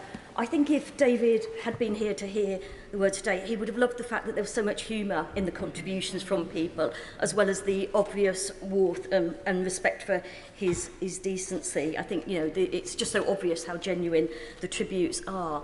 I knew him fairly well because of working with him on animal welfare issues. And all I really want to do today is to just quote from some of the animal welfare groups that have paid tribute to him on social media. World Animal Protection talked about his support for calls for an end to the global wildlife trade. The Dogs Trust said that they were devastated to hear of his death. He worked with them on supporting the end to the cruel puppy smuggling trade. The Animal Aid posted a picture of him supporting a call for an end to a ban on, or calling for a ban on game bird battery cages, said that they were shocked and sad and described him as a friend to animals everywhere. And I feel particularly for the Blue Fox campaigners, which is the Conservative campaign against fox hunting. And when that was first established, only a very few MPs on the Conservative benches were supporters of that. And Sir David was so integral, and he's got us to a place now where it's really, I think, a bit of a moot point whether there would ever be a successful attempt to overturn the fox hunting ban, and that's because we've managed to win the debate on both sides of the House rather than just on this side, and he was just so much a part of that. Peter, another animal welfare campaign, have said that they're going to add a leaf with his name on it to their Tree of Life memorial, which celebrates individuals who've made a difference, and they say that he did that in spades. And finally, I just want to, there was a lovely tribute to him from Nick Palmer, who was an MP on the Labour side in this House and overlapped with him for quite some time, but he's now at Compassion in World Farming. And he wrote a lovely article in the last few days, and he said he was especially struck by Alistair Campbell's comment that the first thing you noticed when David entered the room was his beaming smile, and that many of us, that not many of us are remembered in politics, are remembered especially for our smiles. And he which I think is fair to say. But he concluded, Nick, in this article, he said, when animal sentience is officially on the statute book, when live exports end, when cages on farms are banished to history, all of us in the animal welfare welfare movement will celebrate, and we should remember the quiet idealism that made Sir David help bring it about. Sir Benedict. Thank you, Mr. Speaker. In this debate, the life of David Amess keeps invoking one word above all: kindness. And the family's heartrending statement reflected that word. The Archbishop of York wrote that his life showed the true meaning of kindness. And this would be the greatest of all tributes to David if we, or even just some of us, who are engaged in the daily political battle, made kindness our resolution from this day forward. There is much reaching across the chamber in this debate today, but which of us in this House can honestly say, when we have looked across the chamber, or those in our own parties, that we have never fallen prey to feelings of contempt or lack of respect or unkindness towards those who oppose us? Which of us can honestly say we cannot do better? Kindness is giving without any expectation of getting. Kindness inspires hope and optimism, which David also embodied.